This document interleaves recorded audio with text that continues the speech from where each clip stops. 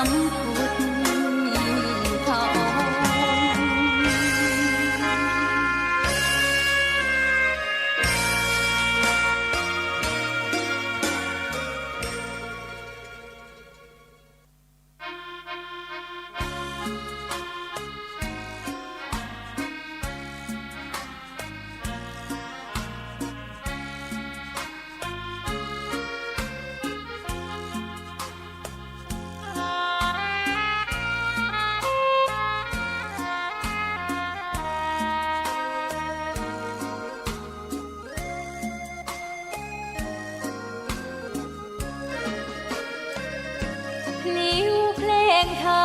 ถูกถ้อยคำเข้าถึงจิตใจฟังรายการวิทยุเสียงใสส่งถึงใจไปสู่ปลายนาสารธรรมน้อมนำมองพระศาสดาบอกผู้คนทั่วลาหันมาเข้าวัดฟังธรรมคลื่นเสียงนี้เป็นคลื่นธรรมะจากใจส่งถึงบ้านไกลบ้านไกลฟังได้สุขใจล้ำยามดึกดื่นค่ำคืนมีงานต้องทำเป็นคลื่นสารธรรมเน้นย้ำธรรมะเพื่อนใจเสียงคลื่นธรรมบอกหลักธรรมให้คลายความเหงาฟังเสียงธรรมะเบาเบาบอกเล่าถึงคนบ้านไกลสื่อธรรมะบอกลดละละวางด้วยใจสื่อไปถึงสวงในเข้าใจหลักธรรมหลักดีลิ้วเพลงธรรมผูกสัมพันธ์จิตใจร่าเริงฟังสาระธรรมะบันเทิงรื่นเริงในชีวิตยามวันว่างเดินทางไปเยี่ยมสถานีนัดพบกันน้องพี่วันนี้วันดี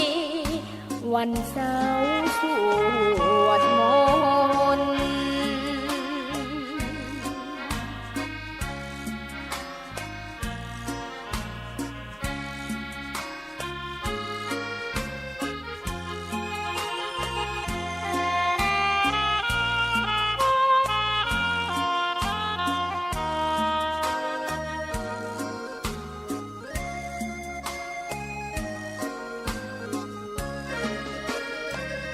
เสียงคลื่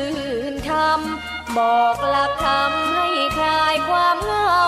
ฟังเสียงธรรมะเบาเบาบอกเล่าถึงคนบ้านไกลสื่อธรรมะบอกลดละละวางด้วยใจสื่อไปถึงสวงในเข้าใจหลักธรรมหลักดี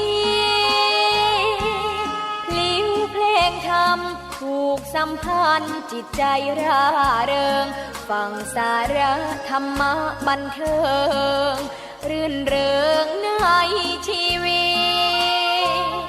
ตยามวันว่างเดินทางไปเยี่ยมสถานีนัดพบกันน้องพี่วันนี้วันดีวันเสาร์สวดม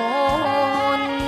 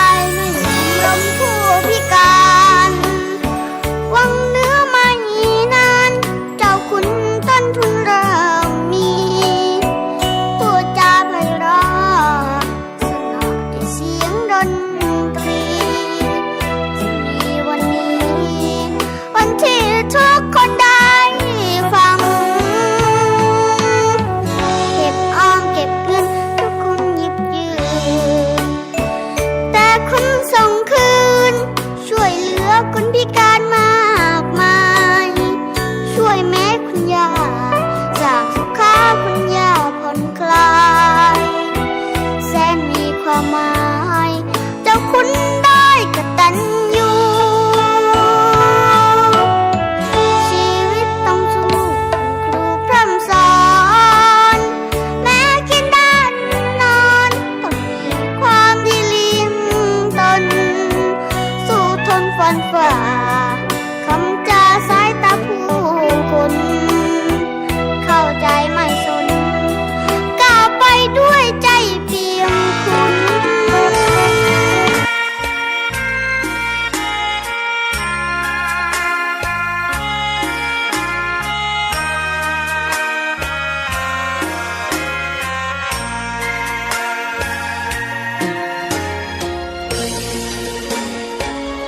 ขอนอบน้อมต่อพระรัตนตรัยแก้วเจ้าสามประการ น้อมเอาคุณพระพุทธเจ้า คุณพระธรรมเจ้า คุณพระสังฆเจ้า คุณพระอรหันตเจ้าอริยสงฆ์เจ้าจู้ตนจู้องค์ได้เมตตาแผ่ปารมี มาเป็นนวโลกุตรธรรมปกเก่าเกษาปกห่มรักษาครูบาอาจารย์ พระมหาเถระ พระเถรานุเถระเพื่อนสหธรรมิกสหพรหมจารีทุกรูปทุกองค์ปกห่มรักษาศรัทธาสาธุชนคนดี เท่าแก่อีป่ออีแม่ทั้งหลายที่ติดตามรับฟังรายการสารธรรมยามบ่ายตั้งสถานีวิทยุในเครือข่ายคลื่นสีขาวเพื่อชาวประชาซึ่งออกอากาศจากวัดปากต่างเจริญอำเภอดอยหล่อจังหวัดเชียงใหม่โดยเมตตาบารมีของครูบาอาจารย์ท่านพระครูอภิวัฒนวิกรมเจ้าอาวาสวัดปากต่างเจริญผอ.ครอบครัวคลื่นสีขาวเพื่อชาวประชาดูแลบริหารจัดการจัดหาสถานีมาออกอากาศจัดหาครูบาอาจารย์มาทำการจัดรายการทุกวันวันนี้เวลานี้วันพุธที่เท่าใดเจ้าคุณวันพุธที่28เดือนกุมภาพันธ์2567วันนี้ศรัทธาอีป่ออีแม่ได้เดินทางมาที่อำเภอวังเหนือจังหวัดลำปางได้มาดูลูกเจ้าขุนเตรียมงานซึ่งจะมีกำหนดพิธีการขึ้นบันใหม่น้องเจ้าขุนในวันที่29วันพรุ่งนี้ที่จะถึงมาถึงก็ถามว่าจะจัดรายการที่บ้านเจ้าขุนได้ก็เสียงเงียบสงบดีพอกำลังจัดรายการประเดี๋ยวนี้หมู่นักดนตรีมันก็ร้องเสียงมา บอกว่าเสียงจะเข้ามาในเสียงที่ออกอากาศทางรายการสักหมอกใดบอกฮู้เด้อก็เดี๋ยวจะให้เขาไปช่วยดูแลตั้งนอกคำว่าช่วยเบาเสียงสักน้อยได้ก็เดี๋ยวสัก5 โมงลองเสียงแหมเต็มที่ก็ได้เนอะจะได้เดี๋ยวจะให้ทีมงานไปดูแลพอว่าพอจะลดเสียงลงน้อยก็ได้ก็จ้าเนาะเพราะตอนนี้เสียงที่ออกอากาศไปมันจะแทรกเข้ามาทางสถานีวิทยุวันนี้ก็เป็นโอกาสดีๆเนอะศรัทธาอีป่ออีแม่ทั้งหลายที่บรรดาศรัทธาสาธุชนคนเฒ่าคนแก่อีป่ออีแม่ทั้งหลายติดตามรับฟังรายการสารธรรมยามบ่ายวันนี้จะได้พบปะกับบุคคลพิเศษคนเฮาเกิดมาเปิ้นบอกว่ามีวาสนาบ่เหมือนกันศรัทธาอีป่ออีแม่ทั้งหลายบางคนเกิดมาในครอบครัวที่ร่ำรวยมีทรัพย์สินเงินคำมากมายมหาศาลบ่ได้เดือดร้อนเรื่องเครื่องนุ่งคว้าใบ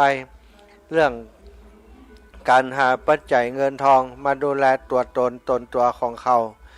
บางคนก็เกิดมาในภาวะที่ยากลำบากมีครอบครัวที่ลำบากยากจนต้องหาอดมื้อกินมื้อหาเจ้ากินค่ำกัน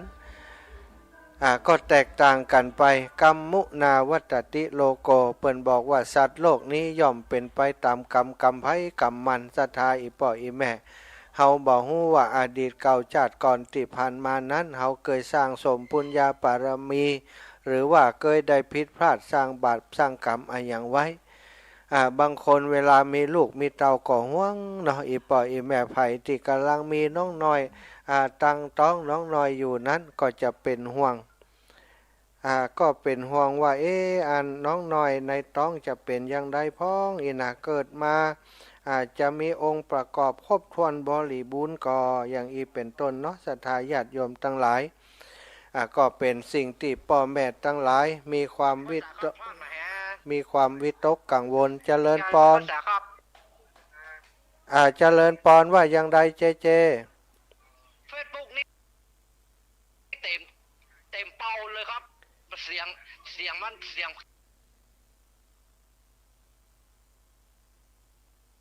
เกี่ยงอาหารมันเต็มเป่าเต็มเป่าตอนนี้เงียบแล้วเนาะขอเพิ่นได้เงียบเบาก่อนเดี๋ยวก็จัดรายการแล้วจะให้เพิ่นเป็นติดยัดของตอนนี้จัดเข้าเกี่ยงห้านแห่นี่บดังครับตอนนี้เจก็จากเครื่องเนาะครับก็กับเกี่ยงครับโอสาเนยถ้าเป็นเฟซบุ๊กนี่เกี่ยงเสียงรังเต็มเนาะโอเคขอบคุณเนอะเจเนอร์สาธุเอาแจ้งมาแล้วอันนี้ช่างเทคนิคของสถานีคลื่นสีขาวตะกี้ได้ไปถึงว่าคนเฮาเป็นคนเป็นพ่อเป็นแม่จะวิตกกังวลอาตมานี้เคยผ่านการมีครอบครัวมาก่อนศรัทธาอีพ่ออีแม่ทั้งหลายตอนที่มีน้องน้อยอยู่ในท้องผู้ที่เป็นแม่ของเปิ้นนั้นเฮาก็ทำมาหากินบางครั้งก็ไปเสาะปูเสาะปลาบางเตื้อก็มีแผวไปล่าสัตว์ล่าสิ่งด้วยเขานะศรัทธายำนั้นมันก็กำลังเสาะกำลังหาเนาะกำลังสะปะสะเป็นนะอันเวลาได้ป่ามากาได้อย่างมากาเนี่ยคนที่บ้านที่เปิ้นมีน้องน้อยอยู่ในท้องเปิ้นก็ห่วงจะไปด้วยเขาเนี่ยมาอย่างเนี่ยตัวมีน้องน้อยอยู่ในท้องนี้บอกกลัวกะวะลูกออกมาเดี๋ยวเป็นอย่างอันอย่างอีแหมนะจะไปด้วยเขาเนี่ยเฮาก็อดบ่ได้บางเตื้อก็ไปเสาะว่าหากินซะท่าอันนี้คือความกังวลของคนเป็นพ่อเป็นแม่เมื่อลูกไม่เต้าอยู่ในท้องในครรภ์ก็ปรารถนาอยากจะหันลูกออกมาเป็นคนที่ครบถ้วนบริบูรณ์สมบูรณ์เนาะศรัทธาแต่สิ่งเหล่านี้ศรัทธาญาติโยมจุติของสัตว์ทั้งหลายเปิ้นบอกว่าแล้วแต่กรรมปุพพกรรมที่เปิ้นทำมาก่อนเฮาจะทำมันมีส่วนเกี่ยวพันกันพ่อแม่ทำก็ไปถึงลูกแล้วก็ตัวของเขาที่ทำมาในอดีตชาติก็มาถึงเขาศรัทธาเปิ้นถึงบอกว่ากรรมชั่วกรรมบดีจะไปจะไปทำการทำลายชีวิตคนอื่นก็ดีบางคนนี่นะศรัทธาญาติโยมที่เฮาเคยหันเนาะกินกับบ่กินนะไปฆ่าเปิ้นกินกับบ่กินไปทำร้ายเปิ้นเคยหันอยู่คนอันมีคนหนึ่งเป็นคนขี้เล่นแต่เล่นอย่างเล่นแต่เล่นว่าบอกฮู้ศรัทธาไปเอาไก่มาลกขนนะลกขนจนไก่บ่มีขนแล้วก็เอาไก่นั้นไก่ก็ลกขนมดจอนอ่อนแล้วก็เข้าไปอันใส่แห้วไปดักอันนกอินทรีมาศรัทธานกแหลวบ้านเฮาเนี่ยมันก็จ้าเปิ้นมาลกขนลกดิบนะมันจะเจ็บปานใดเนาะเลือดมันก็ไหลซิบๆนะลกเปิ้นดิบหั่นน่ะกำนี้มันเอาไก่กับนกอินทรีนกแหลวบ้านเฮานี่มาโจรกันศรัทธาตอนย้ำน้อยเขาก็ไข่หัวไปด้วยเนาะไข่หัวด้วยเขาที่นกกับแหลวมันโจรกันนะไก่มันไก่โจงเลยศรัทธามันก็ดีดนกแหลวติ๊กแต่ต่างคนต่างมดจุนอุ่นนะดีดกันตีกันนะเพราะเปิ่นดีดเปิ่นตีกันแล้วนะมันก็บู๊เปิ่นศรัทธาเอามากินตึงนกแหลวตึงอันไก่นั่นน่ะเอามากืดหันบาเดียวนี้นะศรัทธาญาติโยมปรากฏว่าคนที่ทำอย่างอันจากคนที่ผมเปิ้นมีเต็มหัวเนาะบ่ก่อนนี้หันเปิ้นเป็นคนที่เปิ้นจังแซวเฮานะศรัทธาเปิ้นว่าบ่หัวล้านอีหรอเฮานี่หัวล้านตั้งแต่น้อยนะปรากฏว่าคนนั้นอายุประมาณ50ปลายเนี่ยศรัทธาผมรุดล่วงไปไหนหมดบ่ฮู้นะมันเหลือกันหนังนะมงเปิ้นไปที่ไหนเหลือกันหนังแล้วก็เปิ้นเจ้าฮ้อนหัวบางเทื่อก็อันมันเหมือนกับโรคผิวหนังนี่มันแห้งมันแตกเป็นคบเป็นคาบออกมาไปหันแล้วเป็นดีสังเวชเอาไปเอามาเปิ้นว่าเป็นสะเก็ดเงินสะเก็ดทองอย่างหมดเต็มเนื้อเต็มตัวไปหมด อาตมามานึกถึงตอนน้อยๆแต่บ่ได้อู้ให้เปิ้นฟังนะว่านี่กรรมของเปิ้นอากาศติเนี่ยกับแมงนั้นอีนะบ่กล้าว่าให้เปิ้นแข่งคาริบ่ฮู้เรื่องฮู้ราวลืมไปแฮะแต่เฮาคิดถึงยามน้อยติคนนั้นเปิ้นทำนะมันก็มีเปิ้นถึงบอกว่ากรรมที่เฮาทำนี่อันใดก็ตามถ้าจะดีจะชั่วมันจะติดตามตัวเฮาไปอู้ถึงเรื่องน้องน้อยที่อยู่ในท้องในครรภ์อีป่ออีแม่เคยมีท้องมาบางท่านบางคนนะโยมแม่ทั้งหลายเคยมีน้องน้อยอยู่ในท้องในครรภ์สิ่งที่เฮาลุ้นที่สุดคือให้ลูกเกิดมาแล้วก็สมบูรณ์มีครบอาการ32สมบูรณ์ทุกอย่างทุกประการนั่นคือสิ่งที่เฮาปรารถนาให้ลูกเกิดมาพิกลพิการเป็นคนที่บ่มีองค์ประกอบครบแต่เป็นสิ่งที่เฮาเลือกบ่ได้เนาะศรัทธาญาติโยมเฮาบ่ฮู้ว่ามันจะเป็นอย่างใดจะเป็นอย่างใดพ่องในท้องเนี่ยออกมามีแต่ลุ้นเหมือนกับว่าหวยออกมาแล้วจะถูกรางวัลก็ซื้อหวยแล้วมันจะถูกรางวัลก็ถ้าเป็นรางวัลที่1ก็คือสมบูรณ์แบบถ้าบ่ใช่ก็อาจจะเป็นพิกลพิการอย่างโอนอย่างอีไปเนาะศรัทธาอีป่ออีแม่ทั้งหลายตะกี้ท่านเจ้าทั้งหลายได้ฟังเพลงหนึ่งที่ผ่านไปตะกี้คือเพลงน้องเจ้าขุนเด็กชายรัฐกิจปอศิลาหรือว่าน้องเจ้าขุนซึ่งอาตมาได้พบปะในตอนที่ได้ไปทำกิจกรรมที่ดอยนางแก้วไปที่ดอยนางแก้วม่อนนางแก้ววันนั้นเปิ่นตาลจ่อฟ้าใบลากาปันลมหลวงพ่อท่านพระครูวัดสันมณะเนาะได้ปาน้องเจ้าขุนไปเปิดตัวไปแอวตัวน่ะสถาแล้วก็ไปแสดงการเขียนภาพวาดภาพแล้วก็อู้จาภาษาอังกฤษทักทายวันนั้นได้ร้องเพลงตัวเนาะได้ร้องเพลงตัวโอ้บักเคยหันละอ่อนอย่างอีกำเตือเข้าไปหันพบสิ่งแรกที่หันนะสถาก็คือน้องเปิ้นบ่มีแขนน้องเปิ้นบ่มีแขนแขนเปิ้นบ่มีจนไปถึงหัวไหล่เหลือที่แขนที่มีอยู่ก็คือก๊อตดอทน้อยเดียวติดหัวไหล่เปิ้นแต่ว่าสิ่งที่หันก็คือน้อง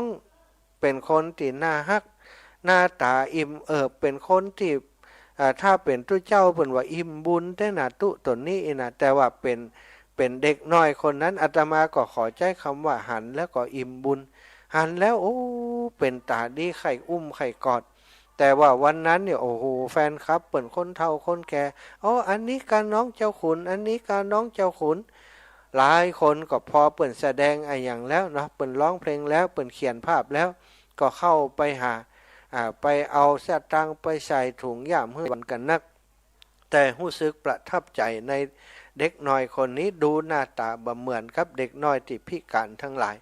คือบ่มีแขนแต่ดูหน้าตาเขาเหมือนกับคนที่บ่ได้น้อยเนื้อต่ำใจสักอย่างที่ว่าบ่มีแขนใจความสามารถในอวัยวะที่มีอยู่วันนั้นก็คือใจเท้าเขียนหนังสือเขียนชื่อวาดรูปแล้วก็ใจปากร้องเพลงคือคนทั้งหลายฟังโอ้คนเปิ่นก็ปรบมือวันนั้นจำได้ว่าเปิ่นร้องเพลงเรียงความเรื่องแม่เล่นเอาหลายคนเฒ่าคนแก่เอาผ้าเช็ดหน้าออกมาเอากระดาษทิชชู่ออกมาซับน้ำตาซึ่งกับบทเพลงที่น้องเจ้าขุนได้ร้องไปเพราะว่าชีวิตจริงของน้องเจ้าขุนก็เหมือนกับในเพลงนั้นเลยสถาจะเอาแขนที่ไหนไปกอดแม่จะเอาแม่ที่ไหนมาฮื้อกอดเพราะว่าแม่กับพ่อก็บ่ได้อยู่กับเขาแล้วอยู่กับคนที่เปิ่นเอาไปเลี้ยงเอาไปดูแลอันนั้นคือวันแรกที่อาตมาได้พบปะกับน้องเจ้าขุน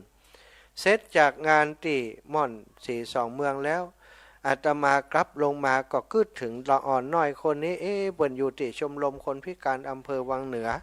อาตมาภาพได้รู้จักกับคุณโยมประนพนตวัฒนาสวัสดิ์มาก่อนแล้วมาก่อนละได้รู้จักกันก็เปิ่นก็เลยว่าไปแวะชมรมคนพิการสกรรมเผื่อจะได้พบน้องเจ้าขุนก็แวะไปแต่นาสถานที่ชมรมคนพิการก็ได้พบน้องเจ้าขุนพบกับแม่ปราณีวัฒนาสวัสดิ์หรือว่าแม่โดที่ดูแลน้องเจ้าขุนไปสนทนาอูจากันหลายๆเรื่องตอนนั้นโยมปีปนดวัฒนาสวัสดิ์ก็อาการบ่ค่อยดีแล้วต้องไปฟอกไตเกือบทุกวันแล้วก็มีอาการที่บ่ค่อยดีละต้องไปเติมเลือดทุกเดือนละครั้ง2 ครั้ง มีกายใจจ่ายตีสูงก็ได้อู้กันครับอันคนอุปถัมภ์น้องเจ้าขุนหลายเรื่องโยมปีปนดโยมแม่ปราณีวัฒนาสวัสดิ์นี่เปิ่นก็เป็นห่วงเรื่องอนาคตน้องเจ้าขุนเปิ่นก็ฝากฝังไว้ว่าท่านอาจารย์ดีแล้วอาจารย์มาแวะมาแอวหาละอ่อนคนนี้เป็นยังได้เปิ่นเล่าให้ฟังหมดสิ่งหนึ่งที่อาตมาประทับใจเปิ่นบอกว่าอันเอามาอยู่ชมรมพิการแล้วก็ลงชื่อว่าเป็นสมาชิกของชมรมคนพิการเจ้าขุนบอกว่าเจ้าขุนไม่ใช่คนพิการนะแม่โดเจ้าขุนเป็นคนปกตินี่แหละเจ้าขุนเพียงแต่บ่มีแขนว่าได้อย่างอื่นเจ้าขุนใจได้ทุกอย่างทุกประการเหมือนกับคนทั่วไปเพียงแต่บ่มีแขนว่าเปิ่นแสดงให้รู้ว่ายู่รถปอกก็ได้จ่อยปอกก็ได้จ่อยแม่ก็ได้อย่างอีกเป็นต้นสถาสิ่งนี้คือความยิ่งใหญ่ของจิตใจละอ่อนตัวน้อยๆคนหนึ่งคนเป็นคนที่มองโลกในแง่ดีเป็นคนที่มองโลกในแง่บวกทั้งที่ตัวเองมีบ่มีแขนเหมือนเปิ่นถ้าบางคนก็น้อยใจกันเนาะสถานเนาะน้อยใจหรือว่าโกรธปอกโกรธแม่ติทำให้เขาเกิดมาแล้วมือมาคบอีน่ะเฮาอู้เล่นกับเจ้าขุนว่าเจ้าขุนยังไงมีแขนยังเปิ่นนี่เจ้าขุนว่าผมลืมอีหรอก ลืมไว้ในต้องตอนที่ออกมาลืมเอามาตัวสถายังมีอารมณ์ตลกกับสิ่งติดตัวเป็นจึงเป็นแบบอย่างของคนพิการทั้งหลายสถาญาติโยมวันหนึ่งเนาะเปิ่นบอกว่าฟ้าอาจจะให้เอามาบ่ครบแต่ว่าคนที่ได้ของมาบ่ครบนั่นนะส่วนใหญ่จะมีสิ่งพิเศษติดฟ้าประทานมาพรหมลิขิตเปิ่นประทานมาอย่างน้องเจ้าขุนนี่นะเปิ่นว่ามีแขนแต่ปรากฏว่าเปิ่นสามารถใช้เท้าเนี่ยทำหน้าที่แทนแขนได้ทุกอย่างทุกประการใส่เสื้อผ้าแปรงฟันกินข้าวแม้กระทั่งเขียนหนังสือหนังหากับใจเท้าแล้วก็ตัวหนังสือก็งามเห็นไหมซะนะปลายปอเปิ่นยังประทานพรสวรรค์มาคือร้องเพลงกับม่วนเป็นคนที่มีอัธยาศัยดีอู้จ๋าม่วนซะนะเทคแคร์ตอนรับดูแลคนที่เป็นแฟนคลับของเปิ่นอู้จ๋าเกินความเป็นละอ่อนซะนะแล้วก็มองโลกในแง่ดีมองโลกในแง่บวกตลอดเป็นคนที่มีจิตใจดีงามชอบทำบุญสุนทรทานเปิ่นกินเปิ่นตานที่ไหนก็ไปห่วมก็เปิ่นอันนี้คือลักษณะของคนมีบุญชัดๆนะสถาแต่สิ่งที่อาตมาได้อูมานี้นะบาได้อูถึงว่าจะปรารถนาจะมาด้อยค่าเปิ่นสักอย่างสักประการอาตมาคิดนะว่าถ้าเปิ่นมีแขนบริบูรณ์เหมือนคนทั่วไปเปิ่นคงบ่ได้เป็นไอดอลของหลายๆคนเปิ่นคงจะแบบได้พัฒนาความสามารถพิเศษที่เปิ่นมีในตัวเปิ่นอันนี้คือเทวดาเปิ่นสร้างคนหนึ่งมาเพื่อจะให้เป็นกำลังใจของคนทั้งหลายที่ผ่านมาอาตมาภาพได้ป้าน้องเจ้าขุนไปทำกิจกรรมกับเครือข่ายคลื่นสีขาวโดยเมตตาของครูบาอาจารย์ท่านพระครูอภิวัฒนวิกรมหลวงปู่ตุลุงตุนาตุอาตุอาวมีการมีงานมีกินมีตานติวัดเปิ้น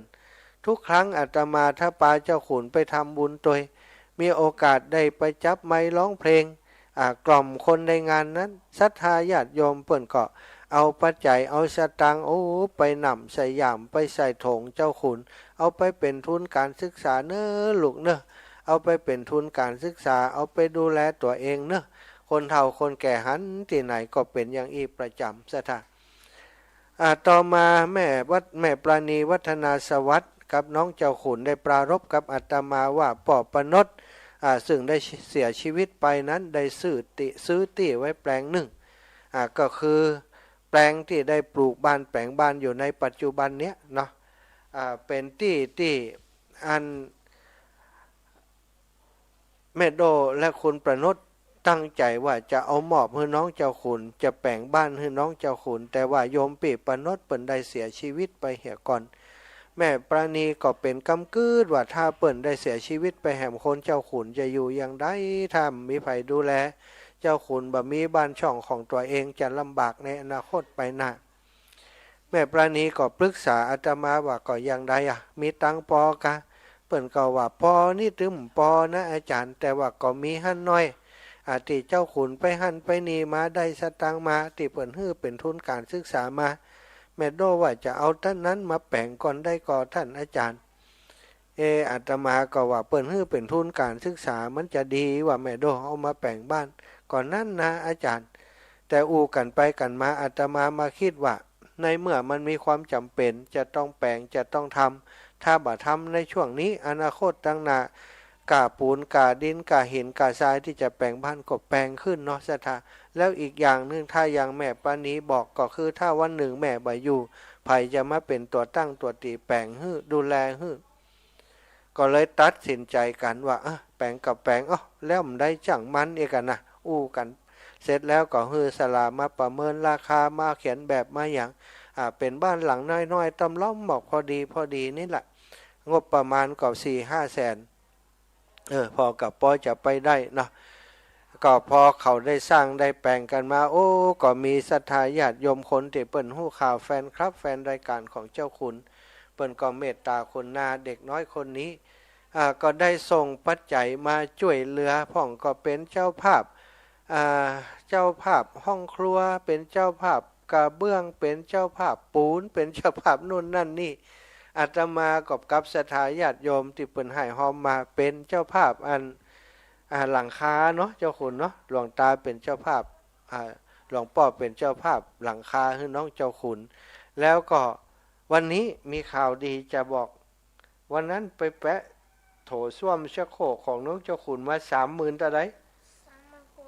35,000 บาทนะศรัทธา 35,000 บาทเอามาติดตั้งเรียบร้อยมาไอเปิดไฟให้ตุลุงกันละ35,000 บาทเนาะไฟมาแล้วแต่กี้ลืมไปมาแล้วยังไฟมันมีมันเป็นยังไฟแสดงเขาถอดแถมละเนาะ 35,000 บาทก็เกิดว่าอันเมโดว่าตุลุงทุบหลวงป่อเมโดขอยืม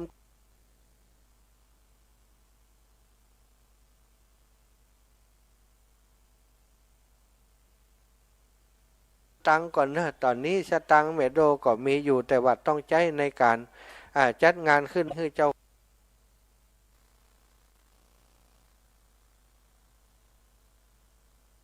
ถอดแถมละเนาะ 35,000 บาทก็เกิดว่าอันเมโดว่าตุลุงทุบหลวงป่อเมโดขอยืมตังก่อนนะตอนนี้สตังเมโดก็มีอยู่แต่ว่าต้องใช้ในการ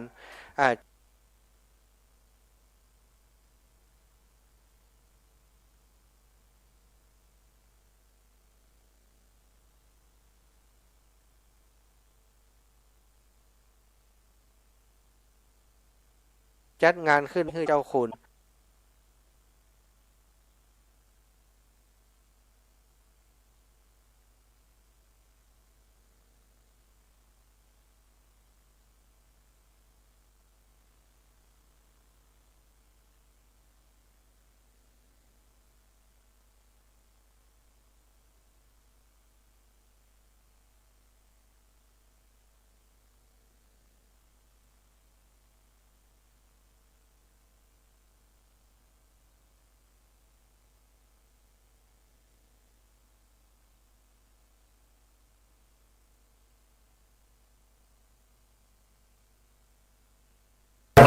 อาจารย์เป็นเด็กต่างไม่ต้องคุณขอบคุณครับขอบคุณครับผมขอบคุณนะขอบคุณท่านอาจารย์ขอบคุณครับขอบคุณท่านอาจารย์นะครับผมขอบคุณมากนะครับ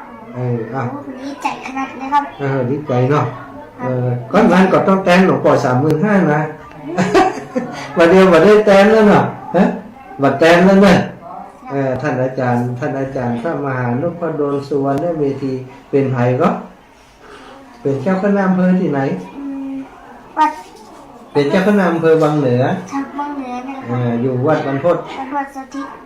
จากวัดลำปางเนาะลำปางครับท่านอาจารย์เป็นคนที่เมตตาน้องเจ้าคุณป้าบัดได้ก็ก่อนเนาะห้องไปหาไปกอดตลอดเนาะไม่แล้วครับนี่ท่านอาจารย์เป็นผู้ที่มีเมตตา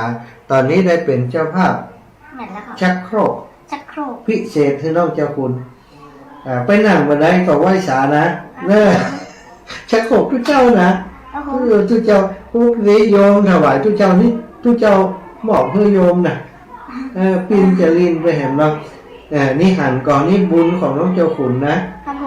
เจ้าคุณชอบช่วยเหลือคนอื่นและคนอื่นก็ชอบช่วยเหลือเจ้าคุณแม่นล่ะ แม่นนะครับ คนเราทำดีต้องได้ดี ครับ ทำชั่วต้อง ได้ชั่ว นั่นจะทำดีก็ทำชั่ว ทำดีครับ เราทำชั่วอยู่โตๆเลยนะศรัทธาญาติโยมอีปอยอีแม่ทั้งหลายตอนนี้อาตมาภาพได้มานั่งกับลูกบ่าวตัวน้อยน้องเจ้าขุนนะเด็กชายณัฐกิจปศิลา ครับ รัฐกิจปศิลาซึ่งวันบุกนี้เปิ่นจะขึ้นวันใหม่แล้วนะวันใหม่งามก็งาม งามครับ งามแล้วเปิ้งใจถูกใจ เลือกเองทั้งหมด หนึ่งอินทั้งหมดครับ สี่ทางค้าก็เลือกคนเดียว คนเดียวครับ ปู่ปื้นก็เลือกคนเดียว เหลือคนเดียวครับ งามเลยเนาะปู่ปื้นแบบปาเกเนาะ ค่ะอันนี้ก็เหลือคนเดียวครับ พามานก็เลือกคนเดียว ครับ ทุกอย่างคือเลือกคนเดียวละอ่อนอายุเท่าไหร่ 9 ขวบครับ 9 ขวบแต่สามารถเลือกของใจในบ้านของตัวเก่าด้วยตัวเอง ครับ แล้วถ้าปรึกษาไม่ดูก็ ปรึกษาครับ ปรึกษากันมีความเห็นร่วมกันกับแม่ว่าเอาแบบนี้อีกเนาะ ครับ แม่โดก็ตามใจน้องเจ้าขุนส่วนใหญ่ค่ะ อืม เนาะ ครับ ตามใจน้องเจ้าขุนส่วนใหญ่ ตอนนี้พอใจยินดีกับบ้านหลังนี้เนาะ ดีขนาดเลยครับ บ้านของเราที่เกิดขึ้นนี้น้องเจ้าขุนบ่ได้ไปทำงานบ่ได้มีอาชีพเนี้ยเป็นนักเรียนอยู่ ไก่ แต่สามารถสร้างบ้านได้โดยหยาดเหงื่อแรงงานน้ำพักน้ำแรงของตัวเก่า ครับ เนาะจากที่ไหนพ่องท่าจะให้ถึงคนที่มีส่วนร่วมในการแปลงบ้านนี้ไผพ่อง อะแฟนครับมา แฟนครับ ยกตัวอย่าง ตัวอย่างจากสิงห์บุรีครับ จากสิงห์บุรีคนที่ชื่อว่าการแม่แม่นะครับแม่นะครับ จากสิงห์บุรีนั่น จากสิงห์บุรี เป็นมีร้านอาหารจ้ะ อยู่บ้านสิงห์บุรีเนี่ยครับ บ้านสิงห์บุรีเป็นแม่เลี้ยงบ่ได้นี่ค่ะ ถ้าผมเป็นแม่เลี้ยงครับ อายุตัวใดแม่นะ 50 กว่านี่ครับ เป็นห้องน้องเจ้าคุณว่าลูกเนาะ ครับ ลูกคุณถ้าไปกรุงเทพก็ต้องแวะบ้านแม่นะ กรุงเทพแม่นะอยู่ที่บ้านคุณเนี่ยแต่เนี่ย ฮะ ครับ อยู่นี่นะ อยู่เนี่ย เลี้ยงมาหันก็เถอะ คนที่ เอ๊ะ ใส่หมวกแล้วก็ปิดหน้าครับคนนั้นนะ เลย ครับ ประมาณนี้แล้วกัน ครับ ผมก็บ่แนะนำให้หลวงพ่อหุ่นจ้า บ้านนาครับสิงห์บุรีครับ สิงห์บุรีอันนี้ก็จ่วยมาเนาะ ครับจ่วยมาครับ หลายสตางค์อยู่กันนี่ หลายอยู่ครับ หลายอยู่เนาะ ครับ แล้วก็ไผแฮมแม่เปิ้ลนั้นจะรุ่นนี้เหรอ ก็จ่วยครับ จ่วยเนาะ ครับ เขาไปออกรายการอะไรอย่างก็ที่เจอเปิ้ล ไปรับโลครับ เจอเปิ่นไปรับโล รับโล เสี ก ยสละเพื่อสังคมครับ ผู้เสียสละเพื่อสังคม ครับ เจ้าคุณได้เป็นตัวแทนขององค์กรกะตัวแทนของคนพิการกะไปรับโลก ครับผมไม่ละครับ เป็นตัวแทนของคนพิการ แม่นะ ที่มีผลงานเนาะมีคนโอนมากะบัดเดี๋ยวนี้กะขอดูหน่อยนางสาววงศาแก้วมณีกะ ครับผม โอนมาแหม300 บาทน่ะ ว้าว สาธุคุณโยมนิชาภาช่วยสมบูรณ์โอนมาแหม500 บาท โอ้โห โอ้โหแจ้งรายการมันบอก โอเค โอเคคณะที่จัดรายการนี้ก็มีแฟนรายการเนาะฟังรายการตัวแล้วก็อยากจะร่วมบุญกับเจ้าคุณโอนปัจจัยมาแล้ว กุมกัดถวายเจ้าแล้วเนาะอันมีคุณโยมจารุณีสุขสวัสดิ์สถาญาติโยมซึ่งก็ได้พบน้องเจ้าขุนตอนที่ไปฮับโลดเนาะ ผู้เสียสละ ผู้เสียสละเพื่อสังคมก็เป็นรับโลกประกาศเกียรติคุณคนที่มีความเสียสละต่อสังคมจริงๆแล้วก็เป็นโลกที่เปิ่นตั้งใจจะมอบเพื่อกับองค์กรผู้พิการอำเภอวังเหนือเนาะคุณพ่อประนพวัฒนาสวัสดิ์โดย แล้ว แต่ ได้หับแตง คุณนี่ก็ไปเป็นตัวแทนของป่อฮับแตน ครับ ไปฮับแตนป่อซึ่งก็คงเป็นความภาคภูมิใจที่วันหนึ่งที่ป่อประนพป่อบุญธรรมเนาะได้ทำไว้แล้วก็เจ้าคุณได้สานต่อในสิ่งที่ป่อบุญธรรมป่อประนพที่ทำประโยชน์เพื่อสังคมมากมายเจ้าคุณได้หันอยู่เนาะ ได้หันครับ สร้างห้องน้ำห้องท่าให้วัดวาอารามต่างๆที่คนพิการเป็นเข้ามาได้เนาะ ครับ ต้องไปสร้างไปแปลงใหม่ ครับ แล้วมีกิจกรรมต่างๆของส่วนราชการปปนจะไปช่วยตลอด ไปช่วยตลอดครับ ไปเขาจะหันภาพนี้เสมอเนาะ ครับ ช่วยงานสังคมแต่ว่าพอป่อบ่มีเจ้าขุนก็ต้องแตน แตนครับ แตนป่อ แตนป่อครับ แตนป่อที่เพิ่นป่อเพิ่นทำไว้ ครับ ปัจจุบันนี้ตอนนั้นเพิ่นเป็นประธานชมรมผู้พิการอำเภอวังเหนือตอนนี้ใครเป็น แม่ปราณีครับผมแม่ปรา ว่า ณี อนาคตเจ้าขุน เป็นแน่นอนครับ เป็นแน่นอนล่ะ ครับ ตั้งใจจะช่วยตั้งใจจะทำตรงนั้นเนาะ ครับ ในวันนี้เจ้าขุนได้ไปช่วยเหลือในชมรมคนพิการอย่างไรของลูก ก็ไปแจกเพิ่มพวกผู้คนติดเตียงพวกเนี่ยครับแล้วก็เตียงพวกเนี่ยครับก็ไปแจกกันนะครับ แจกใกล้ๆบ้านนี่แหละครับ มันมาไกลแต่ได้ครับ เตียง เตียง รถเข็น เตียงแบบคนติด ที่ เตียง คน เขา ติดเตียงเนาะต้องมีเบาะมีอย่างพิเศษเนาะ เขาต้องได้เตียงต้องใจฉันแล้วก็เอามาคืนแล้วก็วนเวียนไปครับ อ๋อต้องมาไว้ที่เขาก่อนนี่เนาะ ไว้เนี่ย แล้วก็คนที่เป็นนั่งรถเข็นก็มีรถเข็นให้ รถเข็นฮือกับมีครับ มีหน่วยงานเป็นสนับสนุนเขาอยู่เนาะ ครับ ส่งมาที่ชมรมแล้วเขาก็จัดการให้เบิ่น ใช่ครับ อย่างแพมเพิร์สอย่างต่างๆบางเตือก็ใจสตางค์ตัวเก่าซื้อมา ใช่ครับ เอาไปช่วยได้บุญนะรู้สึกมีความสุขของเวลาได้ทำอย่างนี้ มีความสุขครับ มีความสุขเนาะเขาได้ช่วยเหลือเพิ่นเนาะช่วยเหลือเพิ่นทั้งที่ตัวก็มันใจมีครบอย่างเพิ่นเนาะเขาก็มันใจคนรวยเนาะ ครับ แต่ว่าเขาสามารถช่วยเหลือคนได้ช่วยเหลือสังคมได้ ครับ มีความสุข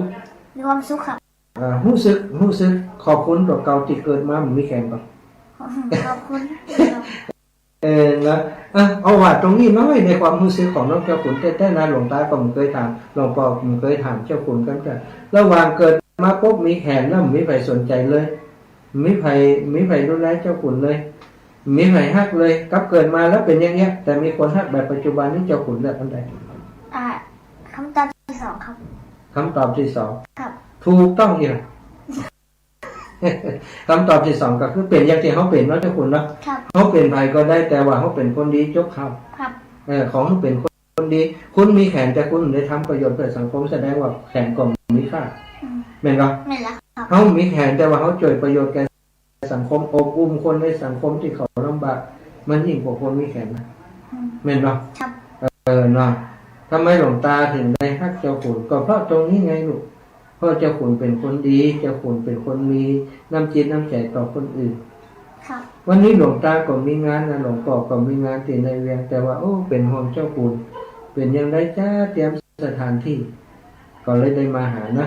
ครับ แล้วก็ศรัทธาญาติโยมที่ฟังอยู่ทางบ้านน้องเจ้าขุนจะไปแจกก็ทั่ว ถั่ว ภาคเหนือคนมาได้เนาะแต่ว่าโอกาสตรงนี้ในสถานีวิทยุนี้อยากจะให้น้องเจ้าขุนได้เชิญชวนคนเฒ่าคนแก่เป็นมาร่วมงานกูคนเดียว ถ้าผมขอคือวันที่29หรือว่าวันพรุ่งนี้นะครับ ผมขอเชิญขึ้นบ้านใหม่นะครับผมขึ้นบ้านใหม่นะทุกคนนะครับ มากันเยอะๆนะครับ ผมจะลองฟังเตรียมอาหารนะเตรียมอาหารล้ำๆให้ทุกคนกินนะครับผมมากันเนอะลองเพลงฟังมีนักดนตรีมาเต็มแพทย์นะครับมาเตอร์ครับมาที่นี่ครับที่หลังโรงเรียนว่างเหนือวิทยานะครับมาด้วยครับผมมากันเยอะเนอะ เตรียมอาหารเรื่องเงินมีกี่อย่างมีอาหารเรื่อง หลายอย่างขนาด จ้ะ น้ำวุ้นเส้นแกงเขียวหวาน มันเส้นแกงเขียวหวาน จำเต้า จ้ะ ก็มีครับมีหลายอย่างขนาดเลย มีหลายอย่างขนาดกัน ครับ หลับจิ้นมีก่อนนะ มีกันครับ หลับเนี้ย หลับ จิ้นกุ้ง ชิกุ จิ้นกุ้งมีจิ้นก่อนจิ้นกุ้งมีจิ้นก่อนฮะเคยหันจิ้นจิ้นกุ้งก่อน มีเหรอ ครับ จิ้นกุ้งรสต่ำน้ำพริกเนาะ นั่งกับน้ำพริก หลับจิ้นหมูก็ได้จิ้นงัวก็ได้อะไรอย่างก็ได้กันเนาะ นั่นแหละครับ มีแน่นอน จิกุ เป็นว่าถ้าขึ้นวันใหม่ต้องมีอาหารพวกนี้นะกุ้นเส้นขนมเส้นแล้วก็หลับจะได้มีโจกมีหลับเนี่ย ครับ เนาะ หลับ แล้วก็ที่สำคัญว่าถูกนี้ได้ข่าวว่าไอ้ทวัชชัยเมืองเถินคุณลุงทวัชชัยเมืองเถินก็มาน่ะ แม่นแล้วครับ โอ้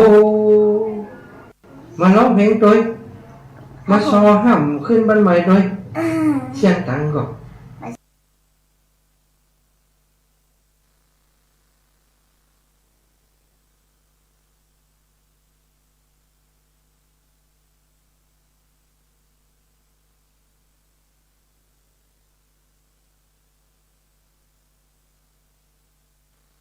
ปิ้นเปิ่นยังฮักเอานะครับ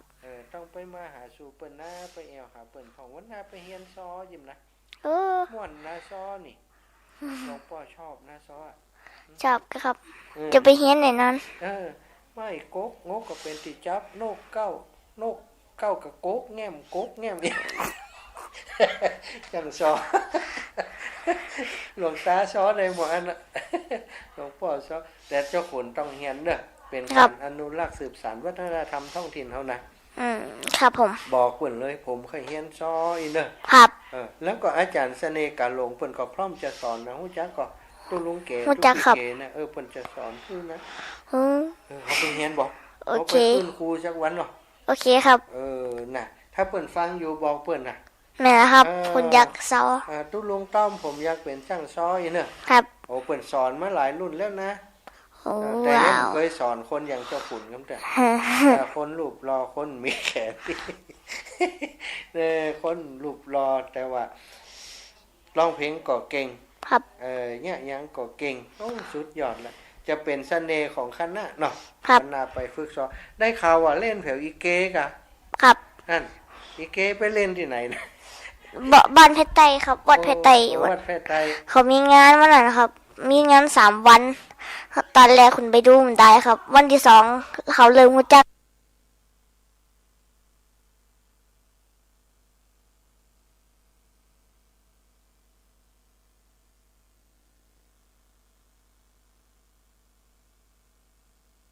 พิเศษหลายอย่างเนาะ ครับผม ลิเกมันจะห้องอย่างไรร้องอีว่าลิเกเส้นท่อนละ จำมาได้แล้ว อีกไงข้าพระเจ้าเป็นเจ้าขุน เสด็จพ่อ อยู่เมืองขีดขินเนี่ยขีดขินนี่เป็นลิงนะ เจ้าขุนเป็นลูกลิงนะลูกลิงนะอันนี้คือความสามารถพิเศษเจ้าขุนและความตั้งใจที่ตั้งใจทำอย่างคือตั้งใจจะเป็นช่างภาพคนเขียนรูปเนาะ ครับ ศิลปินเขียนรูปตอนนี้ก็ฝึกฝนอยู่นะ ใช่ครับ ในขึ้นบ้านใหม่นี่มีคนจองภาพเจ้าขุนเป็นไปนะ เป็น เป็น คนเป็น จำไว้ได้ เป็นใคร ใครก็เนี่ย เป็น ใครสักคนหนึ่งเป็นข้าราชการ ใช่ เป็นข้าราชการเป็นผู้ว่าเป็นนายอำเภอเป็นปลัดเป็นนายกเป็นยังบ่ฮู้บันทึกละเป็นยังประจำก็ใช่เพิ่นมาขอให้เขียนรูปเนี่ย แถวลูกเป็นภาพใหญ่ๆเป็นเฟรมใหญ่ๆกี่คนละใบครับ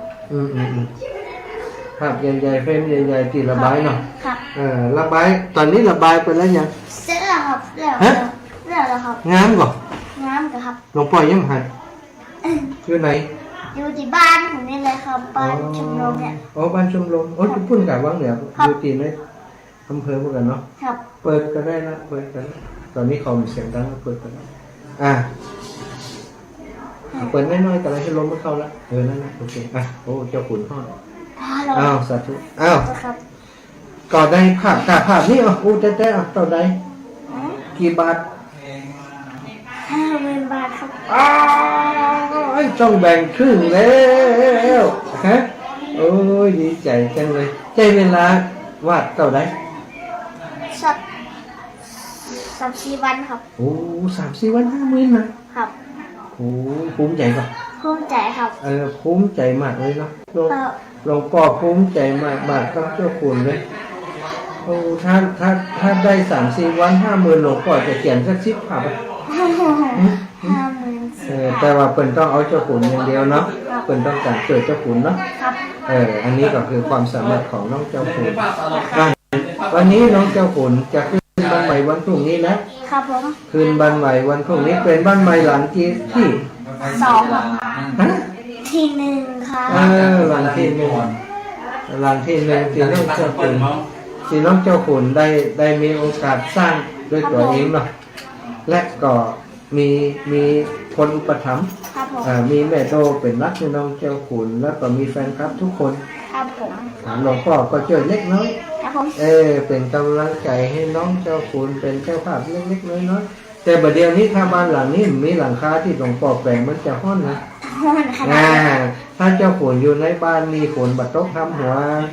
เย็นสบายก่อนนึกถึงหลวงพ่อเนอะ ครับ หลวงพ่อเอาหลังคามาใส่ให้น้องเจ้าขุนแล้วเขาน้ำนึกถึงใคร หลวงพ่อพระมหาสัจจครับ พระมหานพดลสุวรรณเวที จุดเลย เป็นเจ้าภาพห้องน้ำคือเนาะ ครับผม ตอนนี้พอเวลาเผื่อคนอยากจะโทรมาหาน้องเจ้าขุนเนอะ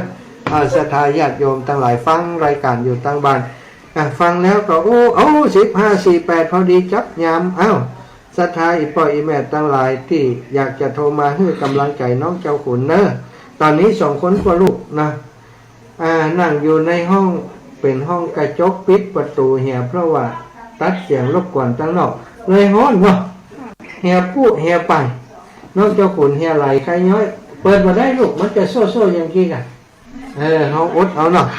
เอาเปิดสายเนอะศรัทธาญาติโยมไผ่จะโทรมาให้กำลังใจน้องเจ้าขุน08088444173เนอะ0808844173จะฮับสัก2-3 สายเนาะจากนั้นอาตมาและน้องเจ้าขุนจะขออนุญาตพักแป๊บหนึ่งจะเปิดเพลงให้ฟังสักเพลง2 เพลงแล้วก็จะมาพบปะกันในชั่วโมงที่2เนาะน้องเจ้าขุนได้มาบอกมากล่าวมามาจาแล้วว่าวันพรุ่งนี้เรียนเชิญเจริญปอนเรียนเชิญอาตมาภาพเจริญปอนศรัทธาสาธุชนแฟนคลับของน้องเจ้าขุนทั้งหลายมาขึ้นบ้านใหม่กับน้องเจ้าขุนด้วยกันเนาะ0808844173เนี่ยโทรมาได้เลยจะได้อูกันน้องเจ้าขุนมาแล้วแม่ปราณีบ้านห้วยฮีหลวงพ่อหอมหื้อจิมเห็นแล้ว เจริญปอนแม่ สวัสดีครับครับผมสวัสดีครับผมครับผมสวัสดีครับน้องเจ้าขุนอยู่บ้านใหม่มีความสุขเนอะ ครับผม แม่ได้ไปหาเพราะว่าหลวงพ่อว่าเขาทำบุญให้น้องเจ้าขุน100เด้อ อ๋อครับผม หลวงพ่อคิดถูก หลวงพ่อว่าอีแม่โทรมาฝากของผมแล้วอีกก็บอกเจ้าขุน ครับผม ขอบคุณนะแม่เนอะ ขอบคุณครับ เจ้า บุญทักษาเดี๋ยวจะเอาให้ลูกบ่าวสาธุ ครับผมสาธุ แม่ปราณีบ้านห้วยฮีใจดีใจงามใจบุญใจกุศลได้ เจ้าขุนอยู่เนอะ ครับผม ดูตัวดูตัว ครับผม ไปเถอะเด้อ สาธุสาธุสาธุ ครับ ต่อไปสายต่อไป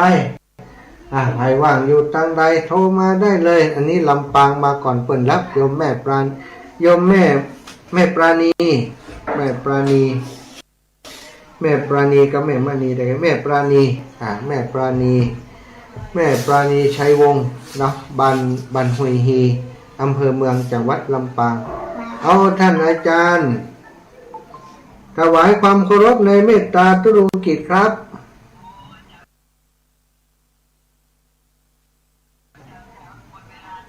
ได้แล้วอ่ะ ไม่เป็นไรครับ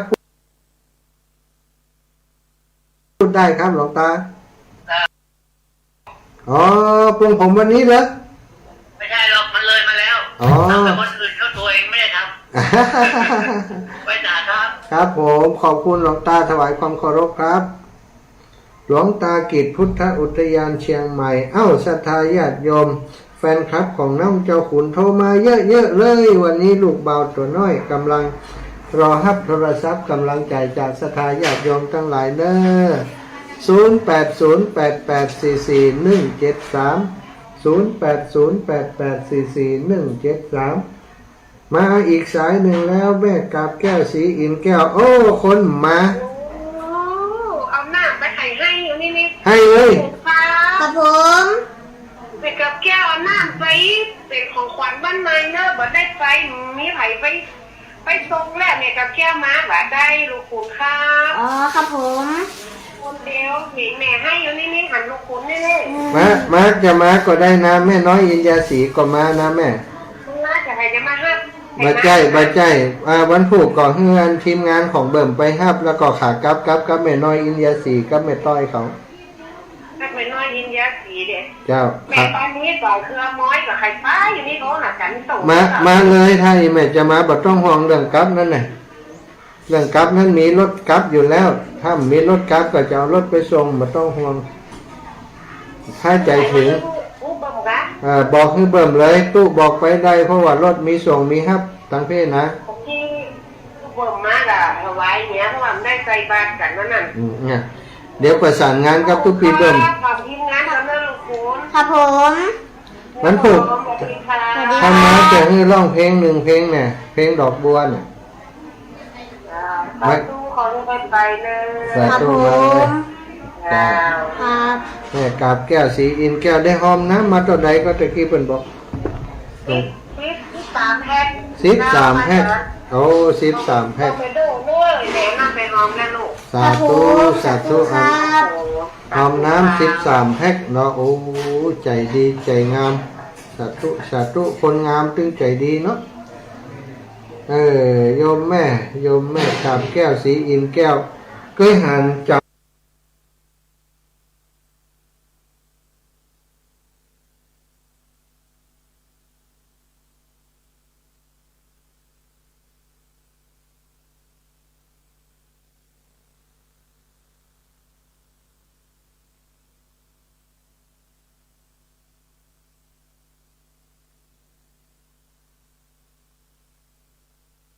จำได้ก็เจ้าคุณจำได้ก็ ครับ โอ้ โคที่ห้องเพลงครับ โอเคเนาะศรัทธาญาติโยมพี่น้องลำปางเชียงใหม่เชียงรายแล้วก็เมืองฝางเมืองฝางฟังอยู่ก็จ้าคุณโยมกระโหลกพิษชัยนาฝากพอมมา500ครับผม เดี๋ยวจดก่อนนะเดี๋ยวจะเอาให้เจ้าคุณโยมกระโหลกพิษชัยนาอยู่ปุ้นนะเมียงฝางปุ้นนาแม่กระโหลกพิษชัยนากระโหลกพิษชัยนาร้านนานา1,500 บาทแล้วก็ตะกี้แม่ปราณีเนาะ ครับ แม่ปราณี100ศรัทธาญาติโยมเวลาเท่าไหร่เวลา15:55จะหับแหม1สายแล้วก็จะพักสักกรรมเนอไปจะเป็นผู้โชคดีในช่วงนี้นะก็มีหลายท่านหลายคนได้ฝากพร้อมน้องเจ้าขุนมาเนาะเดี๋ยวก็ขอจองก่อนเด้อที่เปิดฝากหอมน้องเจ้าขุนมาขออนุญาตขอกรรมแล้วก็จะประกาศให้ได้รับทราบ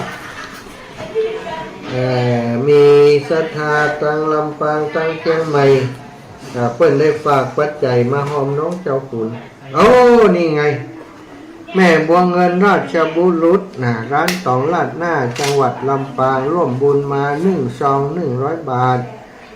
แม่สนพ่อสนแม่บัวลอยชัยสวรรค์ซบก้อตำบลท่าก้ออำเภอแม่สวยจังหวัดเชียงรายร่วมบุญน้องเจ้าขึ้นบ้านใหม่เจ้าขุน100 บาทครอบครัวแม่คำแปงหน่อแก้วบรรจุหลวงหมู่5ขึ้นบ้านใหม่เจ้าขุน100 บาทครอบครัวแม่สุบินประดิษฐ์บรรจุหมู่10ลำปางหลวงก็คาขึ้นบ้านใหม่เจ้าขุนแหม100 บาทครอบครัวแม่บัวขี้ทับโปบันจุดหลวงหมู่ที่5ลำปางหลวงก็คาลำปางร่วมบุญขึ้นบ้านใหม่เจ้าขุน100 บาทครอบครัวแม่ถนอมนามวงบ้านปงใต้ฝั่งปงยังครกขึ้นบ้านใหม่เจ้าขุน100 บาทขอบคุณเลย ขอบคุณครับขอบคุณครั ขอ บบ คุณครับมอบให้เลยนี่เจ้าคุณนะสาธุนะศรัทธาญาติโยมตอนนี้จะพักดื่มน้ำดื่มท่าสักกรรมก่อนให้น้องเจ้าขุนได้พักแล้วก็เดี๋ยวก็ชั่วโมงหลังจะได้มาพบปะกับศรัทธาญาติโยมต่อไปตอนนี้จะให้เจ้าขุนลาศรัทธาญาติโยมก่อนกระเดียวน้องเจ้าขุนจะได้ไปต้อนรับแขกเรือที่จะมาร่วมงานในวันพรุ่งนี้วันนี้ผลก็มาดากันเนาะ แฟนคลับก็มาจากหลายที่หลายแห่งกรุงเทพกรุงไทยก็มาสิงห์บุรีก็มีพี่น้องพะเยาก็มาแล้วนะตังวังเหนือตังลำปางก็มาหากันตอนนี้น้องเจ้าขุนได้ลาแฟนรายการไปต้อนรับแขกตั้งนอกก่อนเนอะเอ้าน้องเจ้าขุนครับผมขอไปก่อนนะครับผมเดี๋ยวตอนที่สองมาใหม่นะครับ แล้วก็ขอบคุณนะครับทุกๆคนนะครับที่มาดูน้องเจ้าขุนแล้วก็ขอบคุณทุกๆคนนะครับที่ผมมาได้นะครับขอบคุณมากๆครับผมได้เจอกันตอนที่สองครับผมสาธุเรื่องที่สองครับสาธุครับสาธุสาธุครับบายบายอ้าวเจ้าขุนไปพักผ่อนก่อนนะเดี๋ยวไปมาใหม่ห้อนแก่ลงไปนะศรัทธาญาติโยมฟังเพลงขั้นรายการสักแป๊บหนึ่ง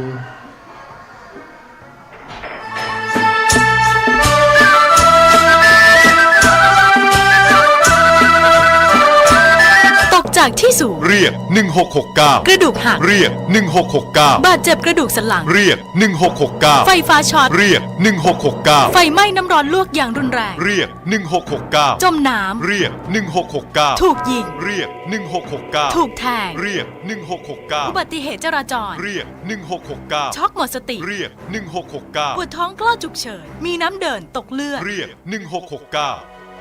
เจ็บป่วยฉุกเฉินและบาดเจ็บจากอุบัติเหตุเรียก1669รวดเร็วปลอดภัยมีประสิทธิภาพบริการ24ชั่วโมง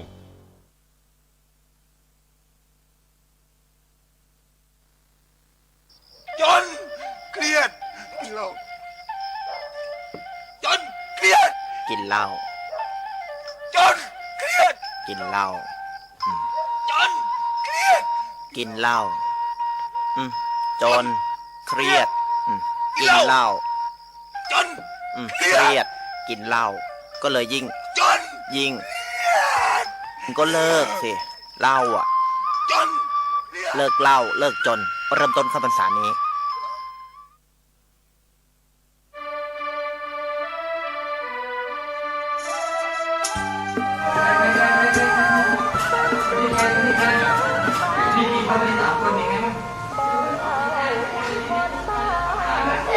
ได้ไหมเนี่ยใครอ่ะอุตส่าห์ดีใจว่าจำได้จำหัวร้ายเลยเอาละบ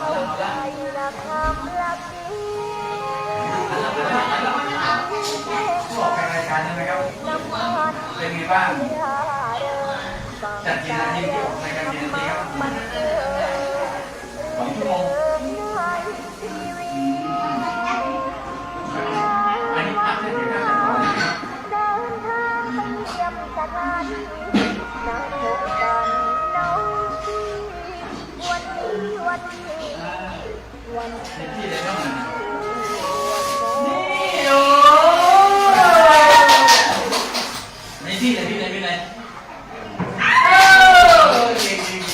ได้อีกคนนึง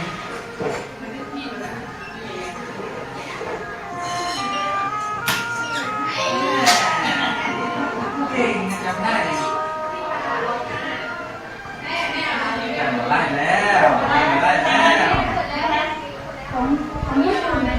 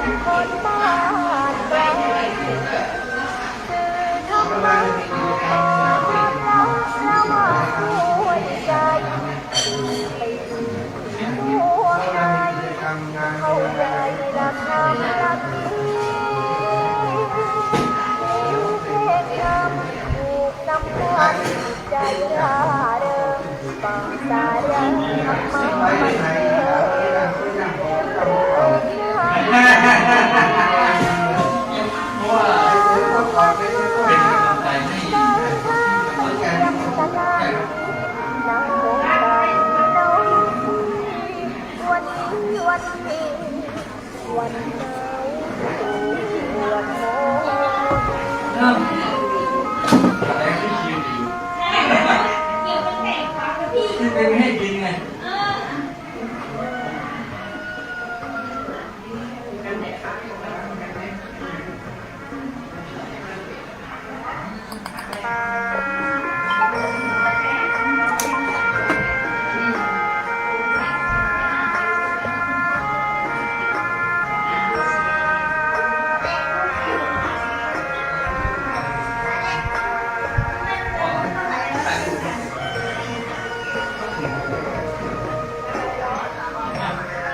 ครับผมเจเจฮะเจได้หมอไหม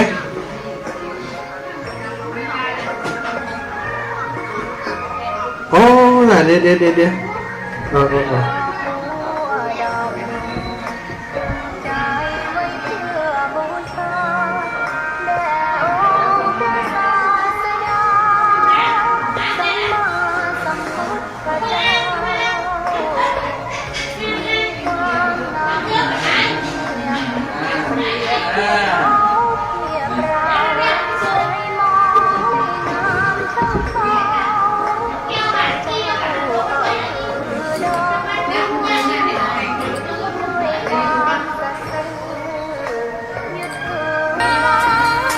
ก็ไม่จมปลักมองมัวเมื่อโผล่พ้นน้ำก็เห็นความงามในตัวไม่ยึดติดในตมชั่วขอเป็นดอกบัวดอกดีใครไม่มองว่าบั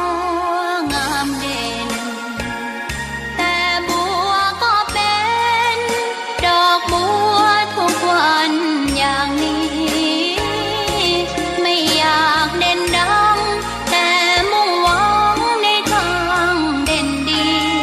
เกิดมาเพื่อสร้างบารมีถวายชีพนี้บูชาดอกบัวดอกน้อ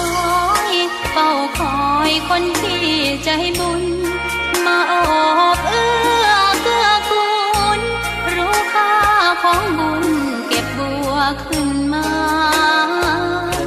เพื่อสร้างความดีและเสริมบารมีดังว่าใช้ดอกบัวนี้บูชาพระสัมมาสัมพุทธองค์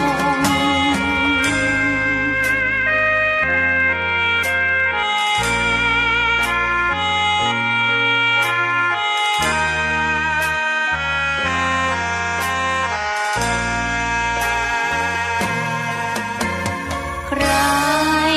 ไม่มองว่าบัวงามเด่นแต่บัวก็เป็นด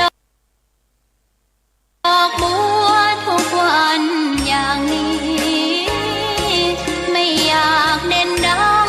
แต่มุ่งหวังในทางเด่นดีเกิดมาเพื่อสร้างบารมีถวายชีพนี้บูชาดอกบัวดอกน้อยเฝ้าคอยคนที่ใจบุญมาโอบเอื้อเกื้อกูลรู้ค่า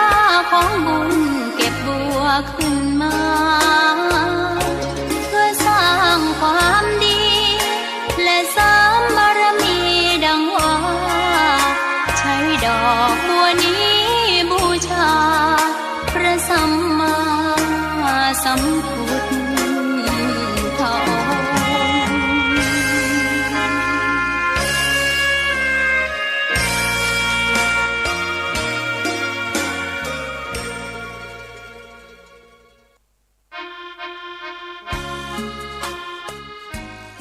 ธรรมะสวัสดีกันในช่วงค่ำยามแรงช่วงที่สองเนาะศรัทธาอีปออีแม่ทั้งหลายชั่วโมงแรกได้อุจาไปถึงเด็กชายรัฐกิจป้อศิลาหรือว่าน้องเจ้าขุนเนาะซึ่งวันพรุ่งนี้เปิ่นจะขึ้นบ้านใหม่เปิ่นน้องเจ้าขุนปัจจุบันนี้ก็ถือว่าเป็นศิลปินและเป็นบุคคลสาธารณะเป็นเด็กคนหนึ่งแต่สร้างประโยชน์กับส่วนรวมกับสังคมมากมายเป็นกำลังใจเป็นไอดอลของเด็กๆที่พิการตั้งแขนเนาะแล้วก็เป็นไอดอลหรือว่าเป็นไออย่างดีนะเป็นอัน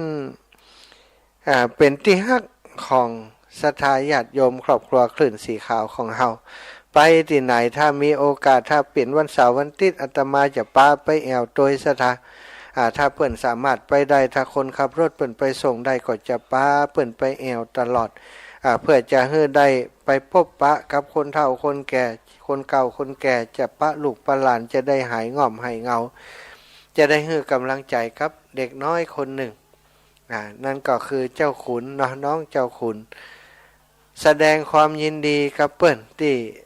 วันนี้จะได้เริ่มต้นชีวิตใหม่ในการที่จะมีบ้านใหม่เพื่อตัวเองของตัวเก่าขึ้นมาหลังหนึ่งซึ่งก็เป็นบ้านที่ได้เกิดขึ้นจากน้ำพักน้ำแรงจากแรงคิดแรงใจของคนทั้งหลายที่เปิ้นร่วมโดยช่วยกันมาสถายป่อยแม่ทั้งหลายก็เป็นเรื่องราวของน้องเจ้าขุนผ่านไปสำหรับชั่วโมงนี้อาตมาก็ขอนำสารธรรมมาแบ่งปันมามาจากับศรัทธาญาติโยมทั้งหลายคนเฮาศรัทธาอีป่อยอีแม่ทั้งหลายเกิดมาเป็นมนุษย์แล้วก็มีโอกาสพบพระพุทธศาสนามีโอกาสได้นับถือพระรัตนตรัยแก้วเจ้าสามประการเป็นสรณะเป็นที่พึ่งนั้นนับว่าเป็นโอกาสเป็นโชคดีของหมู่เฮาทั้งหลายบางช่วงบางการบางเวลานั้นเปิ่นบอกว่าแม้กระทั่งคนบอกเรื่องของศีลห้าว่าเป็นกฎเป็นข้อบัญญัติสำหรับคนที่อยากจะไปสวรรค์อยากจะมีโภคทรัพย์อยากจะเป็นคนที่มีความสุขสงบเย็นในภพนี้ในโลกนี้และในโลกหน้าต้องรักษาศีลเนี่ยแค่คนบอกศีลบ่ได้ก็บ่มีศรัทธาเรื่องศีลเรื่องธรรมบ่มีมีจากันมีแต่เรื่องเล่าของการทำร้ายการห้ามหันการแย่งชิงการผิดศีลผิดธรรมทั้งหลายเกิดขึ้นทั่วทุกหัวละแห่งบางกับบางกันศรัทธาแต่เฮานี้โชคดีขนาดไหนเนาะเกิดมาในช่วงสมัยของพุทธกาลพระสัมมาสัมพุทธเจ้าของหมู่เฮาทั้งหลายพระพุทธเจ้าโคตมะพระพุทธเจ้าพระองค์ได้ประกาศศาสนามาเป็นเวลาศาสนาได้ทำนายว่าศาสนาของพระองค์จะมีอายุได้ 5,000 ปี5,000 วษาซึ่งณปัจจุบันนี้ศาสนาของพระสัมมาสัมพุทธเจ้าโคตมะหรือว่าโคดมนั้นได้ดำเนินมาถึงปี2567สถาญาติโยมก็ย้อนหลังไปแหม80 พระวษาซึ่งก็เป็นอายุการของพระสัมมาสัมพุทธเจ้าที่ทรงประกาศพระพุทธศาสนามาอีป่ออีแม่ทั้งหลายศาสนายุคการของพระองค์จะยืนยาวไปถึงแห่ม2,000 กว่าปีหมู่เฮาทั้งหลายได้เกิดในช่วงอายุพระพุทธศาสนาที่เจริญรุ่งเรืองสามารถได้ฟังน้ำฟังธรรมจากสื่อซึ่งสมัยก่อนบ่มีเนาะปัจจุบันนี้สื่ออิเล็กทรอนิกส์บ่ว่าจะเป็น YouTube ก็ดีFacebook ก็ดี Google ก็ดีสเปดสามารถสื่อสารสามารถเอาธรรมะน้ำธรรมคำสั่งสอนมาเผยแผ่กันได้ทุกช่องทางโดยเฉพาะช่องทางทางสถานีวิทยุแบบนี้สามารถส่งไปถึงคนกลุ่มคนฟังทั้งหลายส่วนใหญ่จะเป็นคนเฒ่าคนแก่คนที่เปิ่นสนใจจะฟังน้ำฟังธรรมถ้าบ่ได้ไปวัดไปวาก็สมัยก่อนอดีตเก่าการก่อนที่ผ่านมาถ้าบ่ได้ไปวัดไปวาก็ถือว่าบ่ได้ไปฟังน้ำฟังธรรมบ่ได้ฮู้ข้ออัดข้อธรรมของพระพุทธเจ้าแต่ปัจจุบันนี้ศรัทธาญาติโยมทั้งหลายอาศัยสื่อต่างๆที่ได้กล่าวมาแล้วนั้นทำให้หมู่เฮาทั้งหลายสามารถฟังน้ำฟังธรรมได้ทุกหนทุกแห่งถ้ามีโทรศัพท์ก็ใจได้ถ้ามีโน้ตบุ๊กก็ใจได้ถ้ามีคอมพิวเตอร์ก็สามารถเข้าไปฟังเข้าไปสืบค้นหาความรู้พระธรรมคำสั่งสอนได้ตลอดถึงน้ำธรรมคำสอนของครูบาอาจารย์พระมหาเถระพระเกจิอาจารย์ทั้งหลายที่เฮาเคารพนับถือคนเรื่องใดก็สามารถจะห่ำเฮียนฮับฮู้ได้อย่างบ่มีขีดจำกัดเป็นอากาลิโกบ่จำกัดการได้ทุกการทุกเวลา อย่างสถานีวิทยุตอนนี้ออกอากาศไปหลายสถานีอาตมาจัดรายการอยู่ที่วังเหนือที่บ้านของน้องเจ้าขุนแล้วก็น้องเจเจก็สัญญาณอยู่ที่เชียงใหม่เจเจก็คอยควบคุมอยู่ที่เชียงใหม่ส่งสัญญาณออกอากาศไปยังพื้นที่ต่างๆบอกว่าเป็นจังหวัดลำปางจังหวัดลำพูนจังหวัดเชียงรายจังหวัดพะเยาแปะน่านบางสถานีก็สัญญาณเชื่อมสัญญาณไปแต่ว่าบางผู้บางท่านสถานีบ่มีชัตอันอาจารย์ช่วงนี้อีแม่เลยไปฟังใน Facebook นะคนตันสมัยฟังใน Facebook ก็ได้มันก็เป็นช่องทางที่ทำให้เฮาได้ติดต่อสื่อสารสัมพันธ์กันอาตมาก็นำน้ำทำคำสั่งสอนของพระพุทธเจ้ามาอุจามาแบ่งปันให้กับศรัทธาญาติโยมบ่ได้ถือว่ามาสั่งมาสอนแต่ประการใดเนาะบ่ได้มาอบรมในเรื่องของปฏิบัติวิปัสสนาอย่างต่างๆถ้าจะอบรมแบบนั้นต้องไปติวัดติวาในสถานที่สัปปายะติเหมาะสมส่วนในรายการแบบนี้การจัดรายการแบบนี้ถ้าจะเอาธรรมะที่ละเอียดลึกซึ้งอย่างเดียวในเรื่องของการปฏิบัติอย่างเดียวก็อาจจะมันหลากหลายกับผู้ฟังเนาะผู้ฟังที่เปิ่นอยากจะฟังเรื่องเบาๆสบายๆธรรมะลึกซึ้งไปแม่บ่เข้าใจท่านอาจารย์ภาษาบาลีซ้ำให้ มันบ่ใช่ภาษาเฮาก็เอาเป็นภาษาง่ายๆภาษากำเมืองอุจาสนทนากันไปในช่วงนี้มีกิจกรรมมีกิจการงานของครูบาอาจารย์หลายที่หลายแห่งจนเพราะจะบ่ว่างกันนะศรัทธาญาติโยมมีการมีงานมีกินมีตานที่ไหนนั้นก็จะไปปะกันเหียข้างหนึ่งเนาะอย่างช่วงนี้จะมีงานที่ตังอำเภอฝางจังหวัดเชียงใหม่ในวันที่20มีนา2567ที่จะถึงก่อนเดือนหน้านี้ละเนาะวันนี้วันที่28 29วันฮือจากนั้นก็มีนาเข้ามาแล้วนะศรัทธาวันที่21มีนาจะมีกิจกรรมที่อำเภอฝาง2ที่ด้วยกันที่หนึ่งก็คือที่วัดปางปอยวัดปางปอยนี้ครูบาอาจารย์เปิ้นจะไปธรรมะสัญจรไปจัดรายการธรรมะสัญจรกันที่หั่นครูบาอาจารย์ที่จัดรายการในคลื่นสีขาวของเฮาจะพากันไป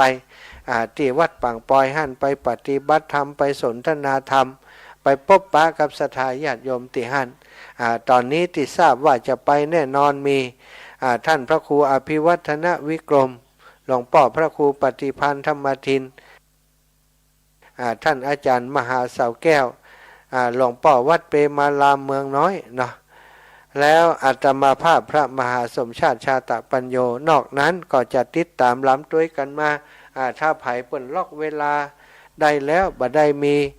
กิจอย่างที่จะต้องไปทำในช่วงเวลานั้นเปิ่นก็จะไปด้วยกันนี้เปิ่นจะแจ้งให้ทราบต่อไปส่วนศรัทธาญาติโยมทั้งหลายก็คงจะก่อยๆทยอยแจ้งกันมาว่าไปได้หรือบ่ได้อย่างใดถ้าบ่สามารถจะไปนอนด้วยกันได้ที่ปังปอยศรัทธาอีพ่ออีแม่ทั้งหลายคือวันที่20ไปนอนที่ปังปอยก็ไปวันที่21ก็ได้ก็ยังตันอยู่เนาะเพราะถ้าคนลำปางก็ต้องออกเจ้าน้อยประมาณตี 4จะไปถึงที่เมืองฝางประมาณ 8-9 นาฬิกา9 นาฬิกาเนาะ9 โมง 10 โมงประมาณนี้ก็ไปร่วมตานธรรมะได้เหตุผลของการไปร่วมบุญกันที่เมืองฝางในคราวครั้งนี้เพื่อหมู่เฮาทั้งหลายจะไปร่วมบุญอายุวัฒนมงคลหลวงพ่อพระครูสุจิตานุรักษ์เจ้าคณะอำเภอฝางเจ้าของสถานีวิทยุคณะสงฆ์อำเภอฝางซึ่งได้ออกอากาศกระจายเสียงข่าวสารงานบุญสารธรรมต่างๆไปทางสถานีของตั้นทุกวันทำให้ศรัทธาญาติโยมพี่น้องเมืองฝางได้มีโอกาสรู้จักมักคุ้นกับครูบาอาจารย์ตังเจียงใหม่มีการมีงานมีกินมีตานตังเจียงใหม่ก็ไปมาหาสู่ดูแลกันมาโดยตลอดจึงเป็นเรื่องที่ตั้งครูบาอาจารย์ขึ้นสีขาวในต่างจังหวัดในต่างพื้นที่ก็บ่ลืมคุณูปการที่หลวงพ่อพระครู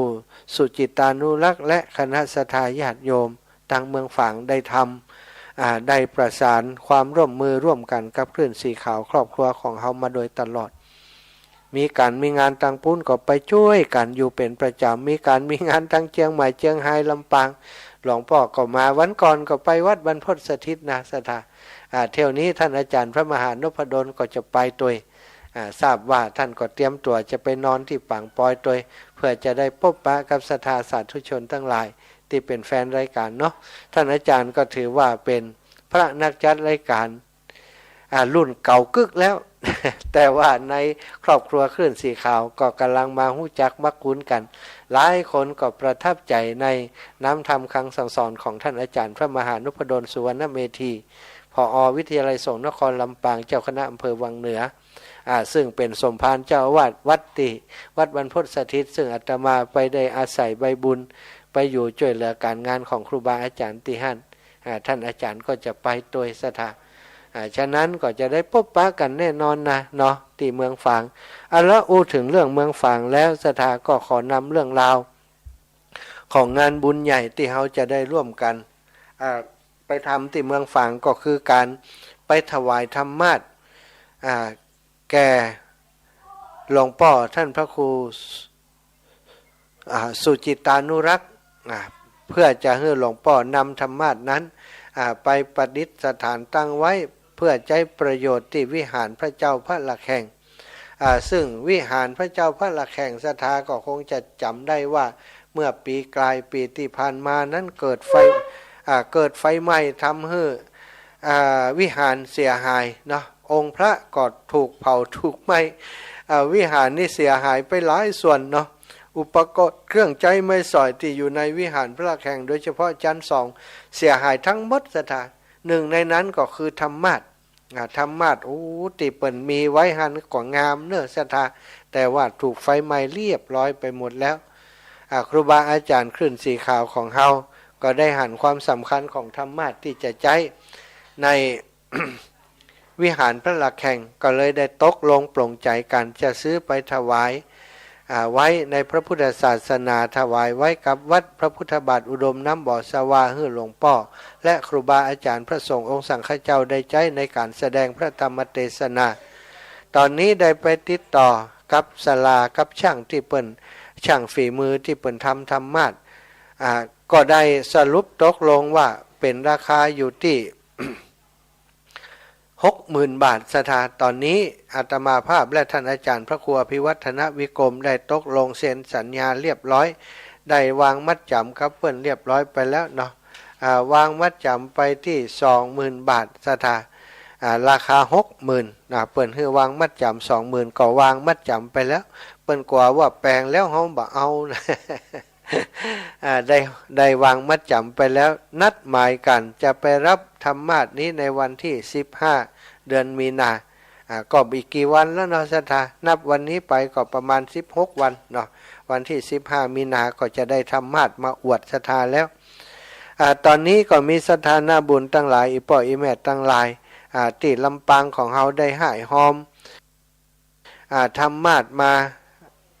ที่อาตมานี่หลายท่านหลายคนซึ่งก็จะทยอยประกาศค่ำคืนที่ผ่านมาก็ได้ประกาศไปหลายท่านหลายคนแล้ววันนี้ตั้งใจว่าจะเอาเอกสารนั้นมาโดยเผื่อมีคนให้หอมเพิ่มเติมจริงๆแล้วมีคนหอมเพิ่มเติมแต่เจ้าละที่ไปอันบ้านนากวางนาฟานไปบ้านดอนไฟเนาะไปบ้านหัวเสือดอนไฟเปิ้นให้หอมมาแล้วโจทย์เรียบร้อยเอาสมุดวางบนโต๊ะเหี่ยตอกยอกนั่นนะบัดได้เอามาโดยซักกรรมวันพุธจะฮืออันคนที่เปิ้นติดตามมาวันพุธนี่เอามาฮือซะท่าเพราะช่วงนี้วันพุธอาตมาก็เข้ารายการแฮมอยู่จะได้แจ้งฮือศรัทธาประกาศอ่านฮือศรัทธาญาติโยมได้รับทราบอานิสงส์การต้านธรรมาสน์นั้นถือว่าเป็นอานิสงส์ที่มากมายเนอะศรัทธาธรรมาสน์เป็นอุปกรณ์เป็นเครื่องมือที่ใช้ประโยชน์ในการแสดงธรรมถ้าบ่มีธรรมาสน์พระสงฆ์องค์สังฆเจ้าไปนั่งเก้าอี้แสดงธรรมมันก็บ่เปิงเนาะไปนั่งคดสวายหงายองค์ตีนในสถานที่ที่บ่เหมาะบ่ควรแสดงธรรมก็บ่เปิง ถ้าจะแสดงธรรมถ้าเอาธรรมะมาตั้งหันหน้าศรัทธามันดูมีสง่าราศีการแสดงธรรมมีความขลังมีถือว่ามีความงดงามตั้งแต่เริ่มต้นพระสงฆ์องค์สังฆเจ้าถ้าจะแสดงธรรมเปิ่นก็ไปกราบธรรมะถือว่าธรรมะนั้นคือสถานที่ที่สำคัญเป็นของสูงตัวแทนของพระธรรมเลยก็ว่าได้ขึ้นไปธรรมะจะไปห่มยอกแยกไปเป็นจังซอไปร้องเพลงก็บ่จะถูกสถาขึ้นไปบนธรรมะสิ่งที่จะทำคือนะโมตัสสะภะคะวะโตอะระหะโตสัมมาสัมพุทธัสสะเนี่ยขอนอบน้อมต่อพระพุทธเจ้าขอนอบน้อมต่อพระธรรมเจ้าขอนอบน้อมต่อพระสังฆเจ้าขึ้นไปบนธรรมะมีแต่กล่าวคำดีๆขึ้นไปบนธรรมะต้องแสดงอุจาในสิ่งที่ดีๆศรัทธาอีป่ออีแม่ทั้งหลายบรรพชนอดีตเก่าเมื่อก่อนในสมัยพุทธกาลท่านเมนดกะเศรษฐีก่อนที่จะมาเป็นเศรษฐีนั้นชาติหนึ่งท่านได้เกิดมาได้ไปสร้างธรรมะถวายพระพุทธเจ้าพระนามว่าวิปัสสีได้เป็นธรรมะทองงดงามมีฐานรองมีตังรองมีแต่นรองเป็นแพะทองคำถึง6 ตัวซะท่าที่ธรรมะอันวิจิตรงดงามนั้นก็ปรากฏว่าได้เสวยสุขในสวรรค์วิมานบ่ฮู้กี่ภพกี่ชาติเกิดมาเป็นราชามหากษัตริย์เป็นเศรษฐีทุกภพทุกชาติที่เกิดมาต่อมาในศาสนาของพระพุทธเจ้าของเฮาก็ได้มีโอกาสเข้าเฝ้าฟังธรรมในสำนักของพระพุทธเจ้าแล้วได้มีดวงตาหันธรรมเป็นพระโสดาบันพร้อมกับครอบครัวซึ่งก็มีภรรยาและลูกสะใภ้แถมคนใจจื่อปุณณะแหม1 คนก็ย้อนอดีตเก่าสมัยเมื่อยังเป็นเศรษฐีในพระพุทธเจ้าพระนามว่าวิปัสสีได้ถวายธรรมาสอาสนาสำรับแสดงพระธรรมเทศนาแก่พระพุทธเจ้าพระนามว่าวิปัสสีและพระสาวกทั้งหลายที่หน้าพระคันธกุฏีของพระพุทธเจ้าพระนามว่าวิปัสสีนั้นก็เป็นเหตุให้ท่านได้เกิดมาเสวยทุกข์ได้เกิดไปเสวยสุขในเทวโลกมาเป็นมนุษย์ก็ได้เป็นราชามหากษัตริย์ชั้นปกครองตลอดถึงได้เป็นเศรษฐีมหาเศรษฐีหลายภพหลายชาติจนได้มาพบกับพระพุทธเจ้าของเฮาด้วยอานิสงส์ของการทานธรรมะนั่นเองสถาคนเฮาจะหันว่าคนเฮาเกิดมาสติปัญญาบัดเต่ากันแตกต่างกันบางคนก็พญาปึกบางคนก็พญาเหมาะอันนี้ก็เกิดจากบุญกุศลที่เขาเจ้าทั้งหลายได้สั่งสมอบรมมานั่นเองศรัทธาอีป่ออีแม่ทั้งหลายบางคนทำไมเปิ่นได้หู้คออัดคอทำง่ายเหลือเกินเปิ่นได้ศึกษาฟังธรรมน้อยเดียวทำไมเปิ่นได้บรรลุเป็นอรหันต์อันนั้นศรัทธาบ่ใช่เรื่องบังเอิญแต่ชาติเก่าชาติก่อนมาเปิ่นก็ได้ปฏิบัติธรรมปั่มเป่งมาตลอดบางพ่องก็อสุภกรรมฐานไปเผาศพไปเอาศพมาเผาอย่างยศกุลบุตรที่อาตมากล่าวถึงก็ได้ตรัสรู้ธรรมอย่างง่ายดายเนื่องจากว่าได้สั่งสมเป็นบุญเก่ามาแต่ก่อนชาติเก่ามาชาติใหม่ก็เลยง่ายในการที่จะเข้าใจธรรมเข้าใจเข้าใจธรรมเร็วขึ้นทำให้เปิ่นบรรลุในที่สุดศรัทธาอีป่ออีแม่ทั้งหลายการสร้างธรรมะถวายถ้าเฮาถวายคนเดียวสร้างคนเดียวอาตมายอมรับสารภาพตรงๆถ้าอาตมาเป็นเจ้าภาพคงเดียวก็บ่ไหว5-6 หมื่นจะเอาตังค์ที่ไหนไปเนาะศรัทธาแต่ตอนนี้ครูบาอาจารย์ในเครือข่ายคลื่นสีขาวได้มีจิตใจเป็นหนึ่งเดียวกันเป็นเอกฉันท์ว่าจะร่วมด้วยช่วยกันห้อมกันคนเล็กคนน้อยครูบาอาจารย์ก็อาจจะนักกว่าศรัทธาญาติโยมสักเล็กสักน้อยอาจจะคนละ 3-4 ปันเนาะราคามัน 60,000คนละ 3-4 ปันถ้า10 คนก็หลายตังค์อันละนะเนาะแล้วก็ส่วนของศรัทธาญาติโยมก็ช่วยกันคนเล็กคนน้อยไปคน10 คน20 คน100 คนปันก็ว่ากันไปมันก็จะกลายเป็น10,000 20,000ในที่สุดนอกจากธรรมะแล้วถ้าหากว่าเงินยังคงเหลือจากส่วนที่เฮาระดมทุนกันในครั้งนี้ก็จะได้เอาถวายเป็นค่าน้ำค่าไฟต่างๆกับสถานีวิทยุวัดพระพุทธบาทอุดมน้ำบ่อสวาและก็จะได้เอาถวายหลวงพ่อเพื่อเป็นค่าใช้จ่ายต่างๆต่อไปสถานอันนี้ก็ขอ แจ้งบอกคือกับสถานาบุญท่านเจ้าทั้งหลายการทำทานทำบุญสุนทรทานการกินการทานนั้นสถามันเป็นสิ่งที่คนผู้ปรารถนายังความสุขความสวัสดีต้องการปรารถนาความสุขในภพนี้และภพหน้าควรสั่งสมอบรมไว้ทานปารมีศีลปารมีภาวนาปารมีคือสิ่งที่จะเกิดบุญเกิดกุศลขึ้นกับตนตัวของผู้กระทำนั้นถ้าเราปรารถนา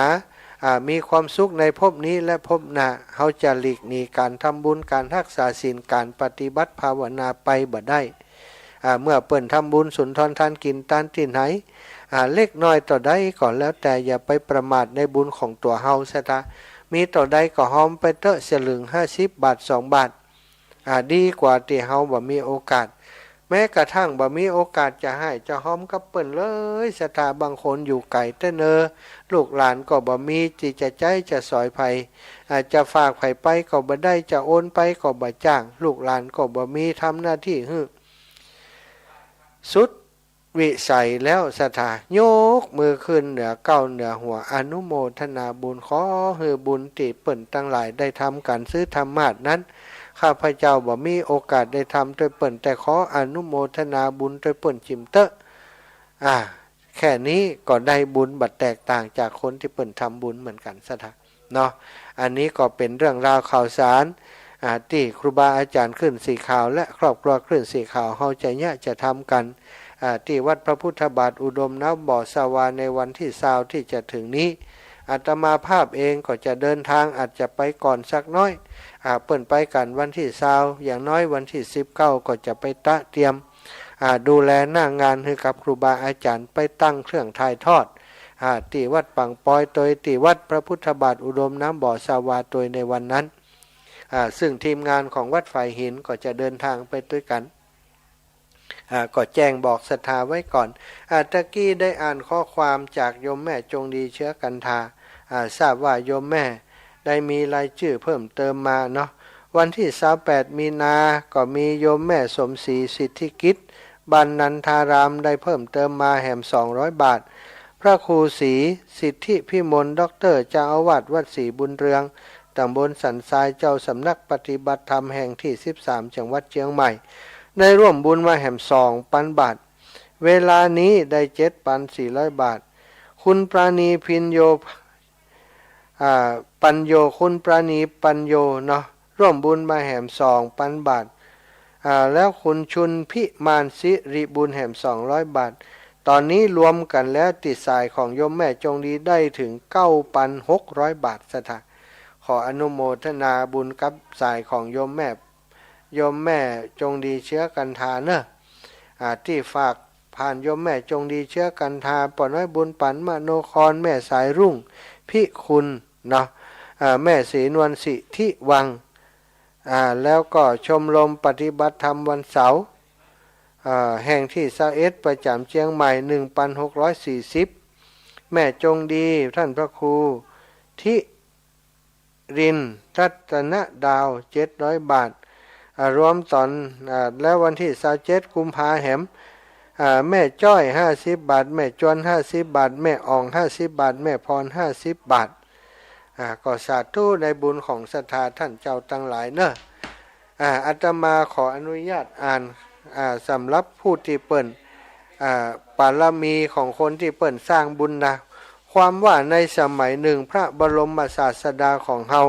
เสด็จประทับอยู่ในพระเชตวันมหาวิหารพรั่งพร้อมโดยพระสาวกทั้งหลายในการครั้งนั้นยังมีเศรษฐีคนหนึ่งชื่อว่าเมนดกะเศรษฐีที่ได้ชื่อเช่นนั้นเพราะเศรษฐีนั้นมีรูปแพะทองคำอันมีฤทธานุภาพมากอยู่ที่บ้านของเปิ่นปรารถนาสิ่งใดก็ได้ตามนั้นภิกษุสงฆ์ทั้งหลายจึงได้โจทนาการกันสนทนากันเรื่องนี้หน้าพระคันธกุฏี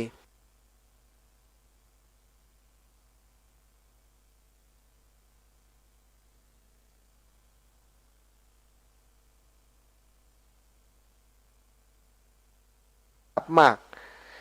อยู่ที่บ้านของเปิ่นปรารถนาสิ่งใดก็ได้ตามนั้น ภิกษุสงฆ์ทั้งหลายจึงได้โจทนาการกันสนทนากันเรื่องนี้หน้าพระคันธกุฏีในการครั้งนั้นพระบรมศาสดาได้ตรัส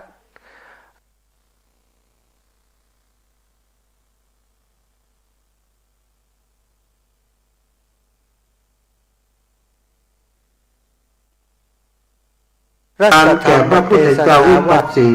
เพื่อนั่งแสดงพระธรรมเทศนาและได้สร้างลูกแพะทองคำอีก5 ตัวรองเป็นบันไดขึ้นเพื่อเสด็จไปเทศได้อย่างสะดวกเมื่อเสด็จแล้วท่านก็ได้ถวายเมื่อเสร็จสิ้นแล้วท่านก็ได้ถวายแก่พระพุทธเจ้าพระนามว่าวิปัสสีพร้อมทั้งตั้งความปรารถนาว่าขอให้ข้าพเจ้าได้สำเร็จด้วยฤทธิ์ของแพะทองคำนี้เถิดอาการต่อมาขั้นสิ้นอายุไขเศรษฐีนั้นได้ไปเกิดบนสวรรค์พิมานทองมีพิมานวิมานทองสูงถึง10 โยชน์มีนางฟ้านางเทพอัปปสรปันหนึ่งเป็นบริวารวิมานนั้นประกอบด้วยแก้ว7 ประการอันรุ่งเรืองลือชาปรากฏในเทวโลกนั้นชื่อว่าอินทกะเทวบุตรขั้นจุติจากชั้นดาวดึงส์ก็ได้มาบังเกิดในเมืองพาราณสีได้เป็นมหาเศรษฐีมีเข้าของเป็นอันมากหาที่จะนับประมาณบ่ได้ขั้นสิ้นอายุไขก็ได้นำตนไปอุบัติในเทวโลกอันมีเทวสถานอันอุดมสมบูรณ์โอฬารไพศาลกว่าพวกนิกรพวกเทพนิกรอีกครั้งจนกระทั่งถึงศาสนาของพระพุทธเจ้าของเฮาจึงได้จุติจากเทวโลกมาบังเกิดเป็นเมนดกะเศรษฐีครั้นมาเมนดกะเศรษฐีเจริญวัยขึ้นได้16 ปีแพะทองคำได้แต่งงานแล้วแพะทองคำจึงเกิดด้วยฤทธิ์เงินทองเข้าของในท้องแพะนั้นไหลออกมาเป็นอันมากเมนดกะกุมารได้เสวยซึ่งสมบัติเข้าของสัมปติเหล่านั้นจึงมีนามว่าเมนดกะเศรษฐีอันนี้ก็โดยผลตามที่มีจิตใจเจตนาดีหรือหวังดีต่อพระศาสนาต้องการสร้างถาวรวัตถุเพื่อเป็นประโยชน์แก่สาธารณชนจนตลอดถึงทุกวันนี้ก็ย่อมได้รับอานิสงส์ตามความปรารถนาของตนศรัทธาญาติโยมทั้งหลายไผบ่มีโอกาสจะร่วมบุญด้วยกันในครั้งนี้ก็อนุโมทนาเอาไผมีโอกาสสามารถฝากให้ฝากพร้อมได้ตั้งเมืองฝางที่แม่จงดีเชื้อกันทาตั้งลำปางที่อาตมาภาพและท่านอาจารย์พระมหานพดลสุวรรณเมธีท่านครูพระครูสิริธรรมบัณฑิตหรือลูกเน้นไอก็ได้ท่านเสน่ห์การล้มก็ได้ทุกปีเกก็ได้หู้จักกระไผ่ก็สามารถฝากเพื่อนได้เนอะส่วนที่เจียงไฮ้โดยเฉพาะพื้นที่เวียงป่าเป่าที่แม่จีรพันธ์โมป้อก็ได้ที่หลวงป้อพระครูปฏิพันธ์ธรรมทินก็ได้ที่เจียงใหม่หลายน้อยหนึ่งเนาะถ้าตั้งในเมืองก็ที่วัดไฟหินก็ได้หรือว่าถ้าตั้งดอยลอยจำตองพระครูอภิวัตรหรือว่าสามเณรลักษณ์ท่านอาจารย์ตุลุงยองก็ได้แล้วแต่ศรัทธาจะสะดวกสนิทกับไผก็ฝากเพิ่นมาได้เนาะร่วมบุญร่วมกุศลกันคนละเล็กละน้อยบุญกุศลที่ท่านทำวันนี้หายไปไหนจะติดตามลำโดยเฮาไปเหมือนกับฝากตังไว้กับธนาคารนั่นเองศรัทธาเอาละเนาะศรัทธาอีพ่ออีแม่ทั้งหลายอู้กันไปนักอู้กันไปหลายศรัทธายิ่งใจก็จะบ่ได้โทรเข้ามาหาวันนี้ก็จะเปิดสายแล้วเนาะเปิดสายให้ศรัทธาญาติโยมได้โทรมาอู้มาจากันไปจะให้หอมกับน้องเจ้าคุณก็จะได้จดชื่อเสียงเรียงงามถ้าฝากหอมก็จะหอมฮื้อนะแต่ว่าก็ถ้าจะโอนมาก็ได้ถ้าบอกโอนมาก็ป้ากันที่ไหนเอาฮื้อก็ได้เนาะเบอร์โทรของอาตมาศรัทธา0808844173เนอะ0808844173ศรัทธาสาธุชนญาติโยมทั้งหลายอยู่ที่ไหนก็โทรมาหากันได้เนาะโทรมามามาบอกมากล่าวกันเสียงดังฟังชัดก็ฟังจากที่ไหนตั้งใด ได้ข่าวงานบุญแล้วยังนะจะมาก็จ่ายนะจะถามสอบถามเส้นทางก็เจริญปอนได้เลยวันพรุ่งนี้จะมีศรัทธาจากทางเชียงใหม่มาขึ้นบ้านใหม่น้องเจ้าขุนหลายท่านด้วยกันแม่อมรวรรณเล้ากุลและคณะก็จะมาจากทางลำปางก็เช่นเดียวกันเนาะแม่น้อยอินยาสีน้องต้อยแล้วก็ญาติโยมจากทางบ้านสีหมวดเก้าบ้านกล้วยตั้งในเวียงหลายท่านหลายคนก็จะป้ากันมาฮื้อกำลังใจน้องเจ้าขุนมาขึ้นบ้านใหม่ลูกบ่าวตัวน้อยของอาตมาศรัทธาอีปอยอีแม่ตั้งหลาย0808844173เนอะว่างกันแล้วยังถ้าว่างได้ก็โทรมาถ้าบ่ว่างก็มาเป็นยังเนอะระหว่างนี้ศรัทธาญาติโยมก็ขอแจ้งประชาสัมพันธ์ข่าวสารต่างๆอีกสักน้อยเนาะที่ลำปางในช่วงนี้มีการบำเพ็ญกุศลออกเมนนะหรือว่าพระราชทานเพลิงศพพระเดชพระคุณหลวงปู่พระราชธรรมาลังการตะวาได้เคลื่อนศพไปตั้งที่วิทยาลัยสงฆ์นครลำปางประดิษฐานที่นกหัสดีลิงซึ่งมีลูกศิษย์ลูกหาเปิดได้สร้างถวายสรีระสังขารของหลวงปู่ใช้ในการชาปนกิจหรือว่าประชุมเพลิงในวันที่3 มีนาที่จะถึงนี้ศรัทธาญาติโยมภายที่บ่ได้ไปแอวกำเตื้อเนอะก็ไปแอวกันได้นอกไปหายไปหอมกันได้เจริญปอนโยมแม่จันทร์ศรีสุขาแจงหัวลินเมืองฟ้าสาธุเจ้าลูกเข้ามาเจ้าโยมแม่ที่ประจันได้โทรไปเก็บผ้าหลังบ้านอยู่เจ้าโยมแม่จงดีก็ไม่ได้หอมไปก็ไม่ได้ไปน้องเจ้าขุนเนี่ยจากทุกอนุโมทนาโดยน้องเจ้าขุนขอน้องเจ้าขุนอยู่ดีนี่ทุกอยู่เก้าปันไปวันกินลำกับบ้านใหม่ด้วยเนอะเจ้าหอมกันได้ลงหอมกันได้แม่เนี่ยมาจ้างความหอมมืออีกก็แปะเอากะแปะตู้นี่กะที่แม่จะลืมที่แม่จะกังวลบ่ม่วนใจเจ้าเป็นยังไว้วันหน้าป้าเราเจ้าขุนมาได้ก็ได้เจ้าสาธุแม่นะบุญรักษาพี่น้องเมืองฝางจากเมืองฝางน้องโยมแม่จันทร์ศรีสุขาแจงหัวลินอำเภอฝางฝากอนุโมทนาฝากงานยินดีกับน้องเจ้าขุนที่ได้ขึ้นบ้านใหม่ที่มีบ้านใหม่เนาะคือน้องเจ้าขุนอยู่ดีสบายว่า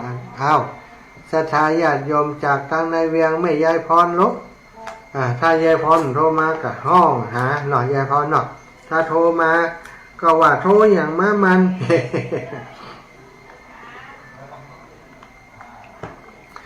แม่ยายพรสงสัยได้ฟังเฮ้ยวันนี้แม่สีพันลบแม่สีพันตัดแก้วแม่อมรวรรณเล้ากุลคุณโยมสุนีสุทธิศิลป์นี่อยู่ป่าเมียงน่ะป่าเมียงจะซ้อนเป็นน่ะคุณโยมวราพรปทุมมาก่อนน่ะคืนบ้านใหม่เจ้าขุนวันพุธโยมปีครูวราพรปทุมมาเด้อคืนบ้านใหม่น้องเจ้าขุนยศนีกันทะหลายท่านด้วยกันเนาะที่เพิ่นเข้ามาชมทาง Facebook ไลฟ์เนอะขอบคุณศรัทธาท่านญาติโยมทั้งหลายที่เข้ามาเนาะคุณแม่วิไลพันธ์พี่ชัย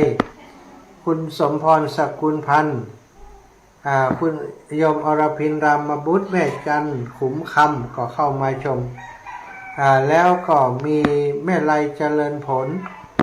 ยายแป้มจอมจันอะไรเนี่ยซอยพยนต์กำลังชมสลานีสิงห์เพ่งดาภาพรนนทจักรดวงพรสิริพรนันทวงศ์แม่เลนูเฉลิมฤทธิ์มิวสิกโชติกานินสนที่กาบสีขันแก้วนอนนุชแล้วก็น้องมีตังศิรินทิพย์โยมแม่ศิรินทิพย์แม่ลาวันแม่ครูลาวันคุยคำน้องก้อยคำป่าแลบุญเรืองชัยเงินแม่สีทรเป็นจิตแม่สิงแก้วชิดชบาคุณโยมชิดชบาคุณโยมธนวัฒน์พูดงามยายเพนน้อยโปสิทธ์ ยายเพ็ญน้อยโปรดสิทธิ์ทุกท่านทุกคนเนอะที่เข้ามาชมทาง Facebook ไลฟ์ตลอดถึงศรัทธาญาติโยมที่ฟังอยู่ทางบ้านทางจองอาตมาภาพก็ขอขอบคุณกำลังใจจากศรัทธาญาติโยมที่โทรมาก็ดีที่ฟังอยู่ทางบ้านบ่ได้โทรมาก็ดีเนาะขอบคุณทุกท่านทุกคนเป็นอย่างสูงศรัทธาญาติโยมทั้งหลายนะได้ฟังตะกี้ได้มีเพลงของน้องเจ้าขุนให้ศรัทธาญาติโยมได้ฟังน้องเจ้าขุนเด็กชายรัฐกิจป้อศรีลาเนอะศรัทธาญาติโยมอีกพ่ออีแม่ทั้งหลายจะขึ้นบ้านใหม่วันพรุ่งนี้อยากจะอู้เอิญเชิญชวนศรัทธาญาติโยมโดยเฉพาะอยู่ใกล้ๆมาเอวหามาเป็นกำลังใจให้น้องเจ้าขุนเนอะแม่ศรีธรป่าไผ่เจริญปอนอีแม่ไปโทรไปกับอะไรหาเลย อะไรหาแต่กะ แต่ก็ อะไรหาก็มาหาแล้ว ไปไม่ได้ได้ก็แม่บอกให้มาหาอะไรก็มา แน่ด่ากันทำแล้วนี่พิษกันทำแล้วสองคนไม่รู้ มาได้จะได้มาน่ะมาได้กะวันผูกบ่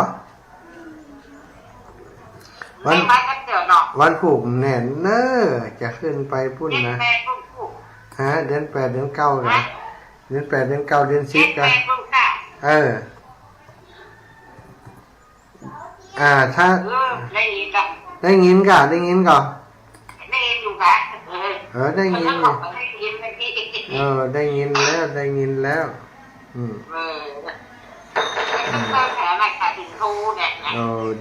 ดีว่าชื่อแม่ถ้าเจอก็ทูไปไหน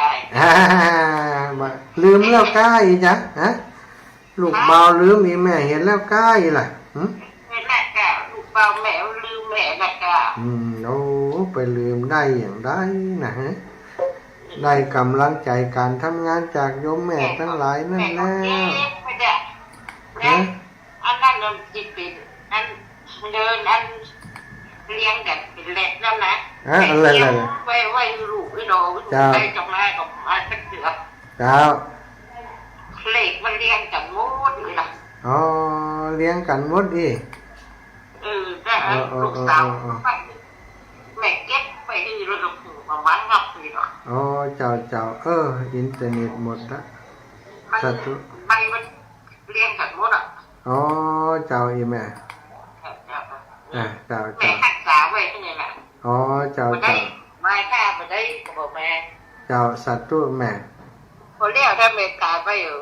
ไม่ได้มีใครเห็นแม่หักไว้เจ้าไปแน่นอนวันผูกถ้าเสร็จงานนี้เจ้าก็จะแวะหันก่อนจะไปสันซ้ายอยู่จะไปนอนวันผูกจะไปนอนวัดฝ่ายหินแม่นะถ้าท่านประสิทธิ์มาถามว่าถ้าท่านลูกจะบอกโทรหาเพื่อนมาหาประสิทธิ์แจ้งจับวันแจ้งจับโทรเรื่องอย่างจ๊ะลูกมาเพื่อว่าจะเป็นส้วมเป็นอะไรอย่างปีใหม่วัดฝ่ายหินล่ะเดี๋ยวจะอู้กันเนาะได้ยินเพื่อนว่าก็โทรหาเพื่อนล่ะก็ได้โทรคู่กับตังลายคู่กับตังลายเจ้าขอบคุณแม่นะเจ้าสาธุขอบคุณอนุโมทนาบุญโยมแม่เนอแม่ศรีธรป่าไผ่วันผูกถ้าไปแน่นอนจะได้โทรบอกอีแม่เนาะโทรบอกอีแม่แจ้งให้อีแม่ทราบช่วงนี้ขอพักเบรกสักกรรมชะตาคอแห้งเป็นผงแม่ชมยงขอน้ำกินที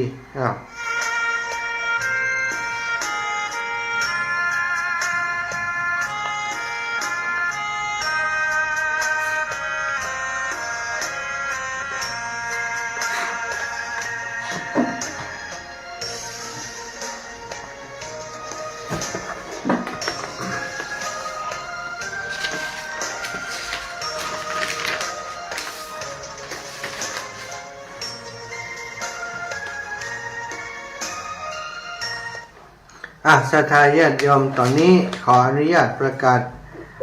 ชื่อเสียงเรียงนามกลุ่มผู้ปฏิบัติธรรมพระเทพมุนี60 ปีวัดพระสิงห์คณะศรัทธาญาติธรรมสายบุญแม่ครูธัญญาทองอิ่มได้รวบบุญวันขึ้นบ้านใหม่น้องเจ้าขุนเนาะในวันพฤหัสบดีที่29 กุมภาพันธ์ 2567ซึ่งหมายมีแม่วิมล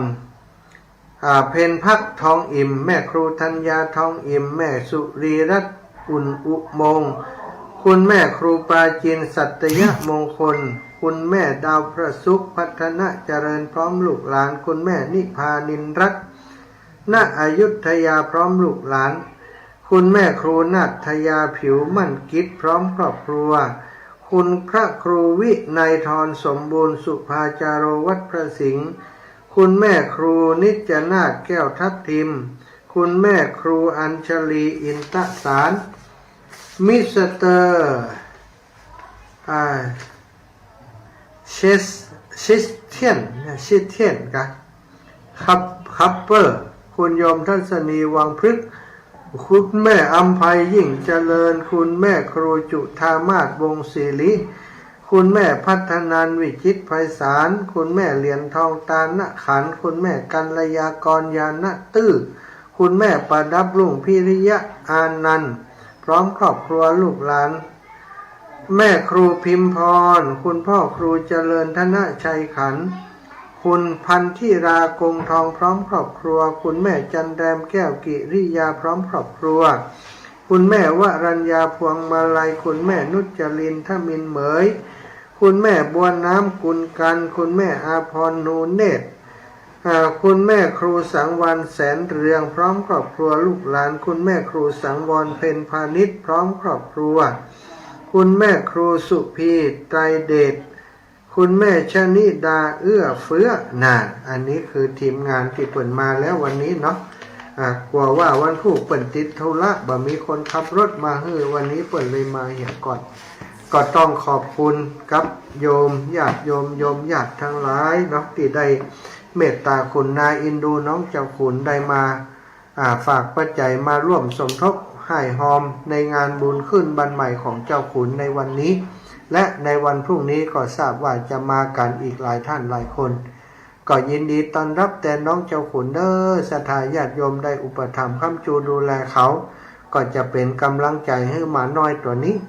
ให้ได้ผ่านงานขึ้นบันใหม่ไปให้เป็นที่เรียบร้อยวันพรุ่งนี้เซตพิธีส่งเซตพิธีต่างๆแล้วภาคการบันเทิงนั้นก็คงจะปล่อยให้ต่างคณะฝ่ายบันเทิงเปิ่นดำเนินการจัดการกันไปพระสงฆ์องค์สังฆเจ้าก็จะสลายตัว ฉันเพลแล้วก็ไปกันแล้วนอกกลับกันไปจะจ้อยจะซอยจะสนุกสนานจะม่วนนันสันเหล้ากินเหล้ากินปลาก็แล้วแต่เขาตูเจ้าก็มาแต่เอาบุญมาส่งมาศีลปอนเหียวันพรุ่งนี้เปิ่นจะสืบหูราชตานำโดยครูบาอาจารย์ทุกปีบอลท่านพระครูปัญญาพนารักษ์ณวัดบันแพะไตได้มาเป็นเจ้าพิธีเนาะได้แม่โดไปติดต่อประสานงานก็ได้รับความเมตตาจากครูบาอาจารย์เปิ่นได้มาเป็นดำเป็นลูกเป็นเก้าเป็นกกกับทารกาเด็กน้อยน้องเจ้าขุนได้ผ่อนทายสบายใจว่ามีพระสงฆ์องค์สังฆเจ้าเปิ่นมาดูแลกราบในเมตตาของครูบาอาจารย์พระอาจารย์มหานพดลสุวรรณเมธีซึ่งได้เมตตาเป็นเจ้าภาพชักโครกพิเศษให้กับน้องเจ้าขุนเพราะว่าเปิ้นบ่สามารถจะใช้มืออย่างหมู่เฮาได้จำเป็นต้องเป็นชักโครกพิเศษนักศรัทธามีตัวล้างอย่างที่บ่เหมือนกับของคนทั่วไปที่เปิ้นมีมือมีไม้จับอย่างได้อันนี้ก็จะเป็นปุ่มกดเอาศรัทธาอันนี้ก็ต้องขอบคุณท่านอาจารย์ใหญ่พระมหานพดลสุวรรณเมธีเป็นเจ้าภาพชักโครกให้กับน้องเจ้าขุนเป็นปัจจัยถึง 35,000 บาทก็เป็นเมตตาบารมีของครูบาอาจารย์ที่ต้องขอกราบในเมตตาขอบคุณท่านอาจารย์แทนครอบครัวแทนน้องเจ้าขุนเป็นอย่างสูงของท่านอาจารย์เจริญในธรรมของพระสัมมาสัมพุทธเจ้าเมื่อใดมีดวงตาหันธรรมได้มรรคได้ผลได้หันได้สู่พระนิพพานในศาสนาของพระสัมมาสัมพุทธเจ้า ต้องขอขอบคุณท่านอาจารย์เป็นอย่างสูงตลอดถึงศรัทธาญาติโยมทุกท่านทุกคนเนอะบอกว่าจะได้หายหอมมาตั้งใดเนาะผ่านตั้งอาตมาก็ดีหอมมาที่แม่ปราณีวัฒนาสวัสดิ์ก็ดี ตลอดถึงทีมงาน FC ของน้องเจ้าขุนมาจากทุกสารทิศที่เปิ่นฮากน้องเจ้าขุนเป็นลูกเป็นเต้าเป็นลูกเป็นหลานคุณโยมจารุณีสุขสวัสดิ์เนาะได้ส่งทีมงานมาดูแลงานคือน้องเจ้าขุนวันนี้ตัวเจริญปอนแม่ไปสาเจ้าแม่ประนอมจ้าท่านอาจารย์จ้อยมีคนร่วมทำบุญจากให้ทำบุญที่นั่นมากเลยท่านพระครูจิตใจว่าอะไรโอ้ได้ก่ะแม่ทำมาดไล่ชื่ออย่างแม่มันมีหลายคนเดี๋ยวแม่จะพิมพ์เข้าไปในไลน์ดีแล้วแม่พิมพ์มาได้เลยเนอะก่อนจะได้ลูกสาวยุตัวจับเจ้าสวัสดีเจ้าเจ้าละสาธุจ้าได้ยินก็เจ้าได้ยินชัดเจ้าสวัสดีเจ้าได้ยินอยู่น้องได้ยินก็ลูก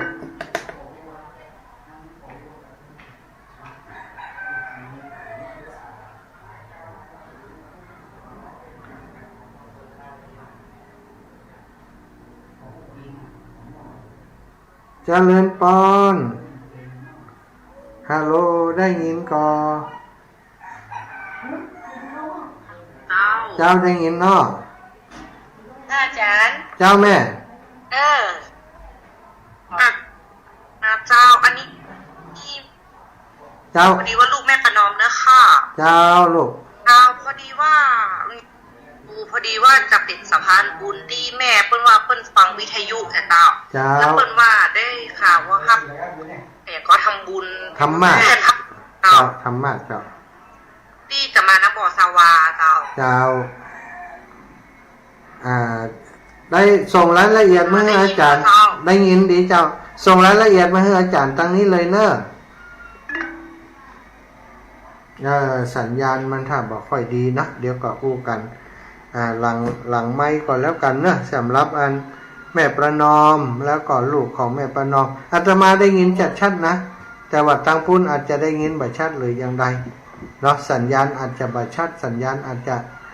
ที่อาตมาสื่อสารหรือว่าอู้ไปเพิ่นอาจจะบ่ได้ยินก็ได้เดี๋ยวจะโทรไปเนอะก็ส่งรายชื่อมาตั้งไลน์ไว้มีโอกาสเนาะชั่วโมงอื่นที่อาตมาจัดรายการก็จะได้แจ้งประกาศให้กับศรัทธาญาติโยมได้ร่วมอนุโมทนาและก็ได้รับทราบสำหรับผู้ที่เปิ้นให้หอมมาก็หอมธรรมะนะศรัทธาจะเอาไปถวายที่วัดพระพุทธบาทอุดม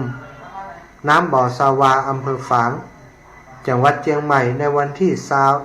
21เดือนมีนาที่จะถึงนี้วันที่20จะไปทำกิจกรรมคืนวันที่20จะไปทำกิจกรรมที่วัดปางปอยวันที่21ก็จะได้เคลื่อนขบวนนำธรรมาสน์ไปถวายที่วัดพระพุทธบาทอุดมน้ำบ่อสาวาต่อไปขอให้ศรัทธาญาติโยมทั้งหลายพี่น้องหมู่เฮาที่อยากจะร่วมบุญก็ติดต่อประสานมาได้ประสานมาที่อาตมาก็ได้หรือว่าครูบาอาจารย์รูปอื่นๆที่จัดรายการด้วยกันก็ได้เนอะไม่จำเป็นต้องมาที่อาตมาที่เดียวเนาะที่หลวงปู่พระครูปฏิพันธ์ธรรมทินพระธาตุจอมทองก็ได้ที่ท่านอาจารย์พระครูอภิวัฒนวิกรมที่ดอยหล่อก็ได้หรือว่าที่เมืองฝางก็ที่แม่จงดีก็ได้ที่คุณโยมกนกพิชัยนาบ้านห้วยงูก็ได้ตั้งเชียงใหม่นี่หลายที่หลายแห่งเนาะท่านอาจารย์วันใหม่ก็ได้แต่ท่านอาจารย์วันใหม่เปิ่นบริจัดรายการเนอะสถานตุลุงยองก็ได้เปิ่นจัดรายการเปิ่นจะได้ประชาสัมพันธ์บอกกล่าวให้คนทั้งหลายได้รับทราบเนาะเอาแล้วเนาะศรัทธาอีป่ออีแม่ทั้งหลายที่ฟังรายการที่ไหนก็ดีก็ขออำนวยพรให้ท่านเจ้าใดอยู่ดีมีสุขให้ใดมีอายุมันขวัญยืนให้ใดมั่งมูลตุนเต้าจัตตารโอธรรมาวัฏันติอายุวันโนสุขังพลัง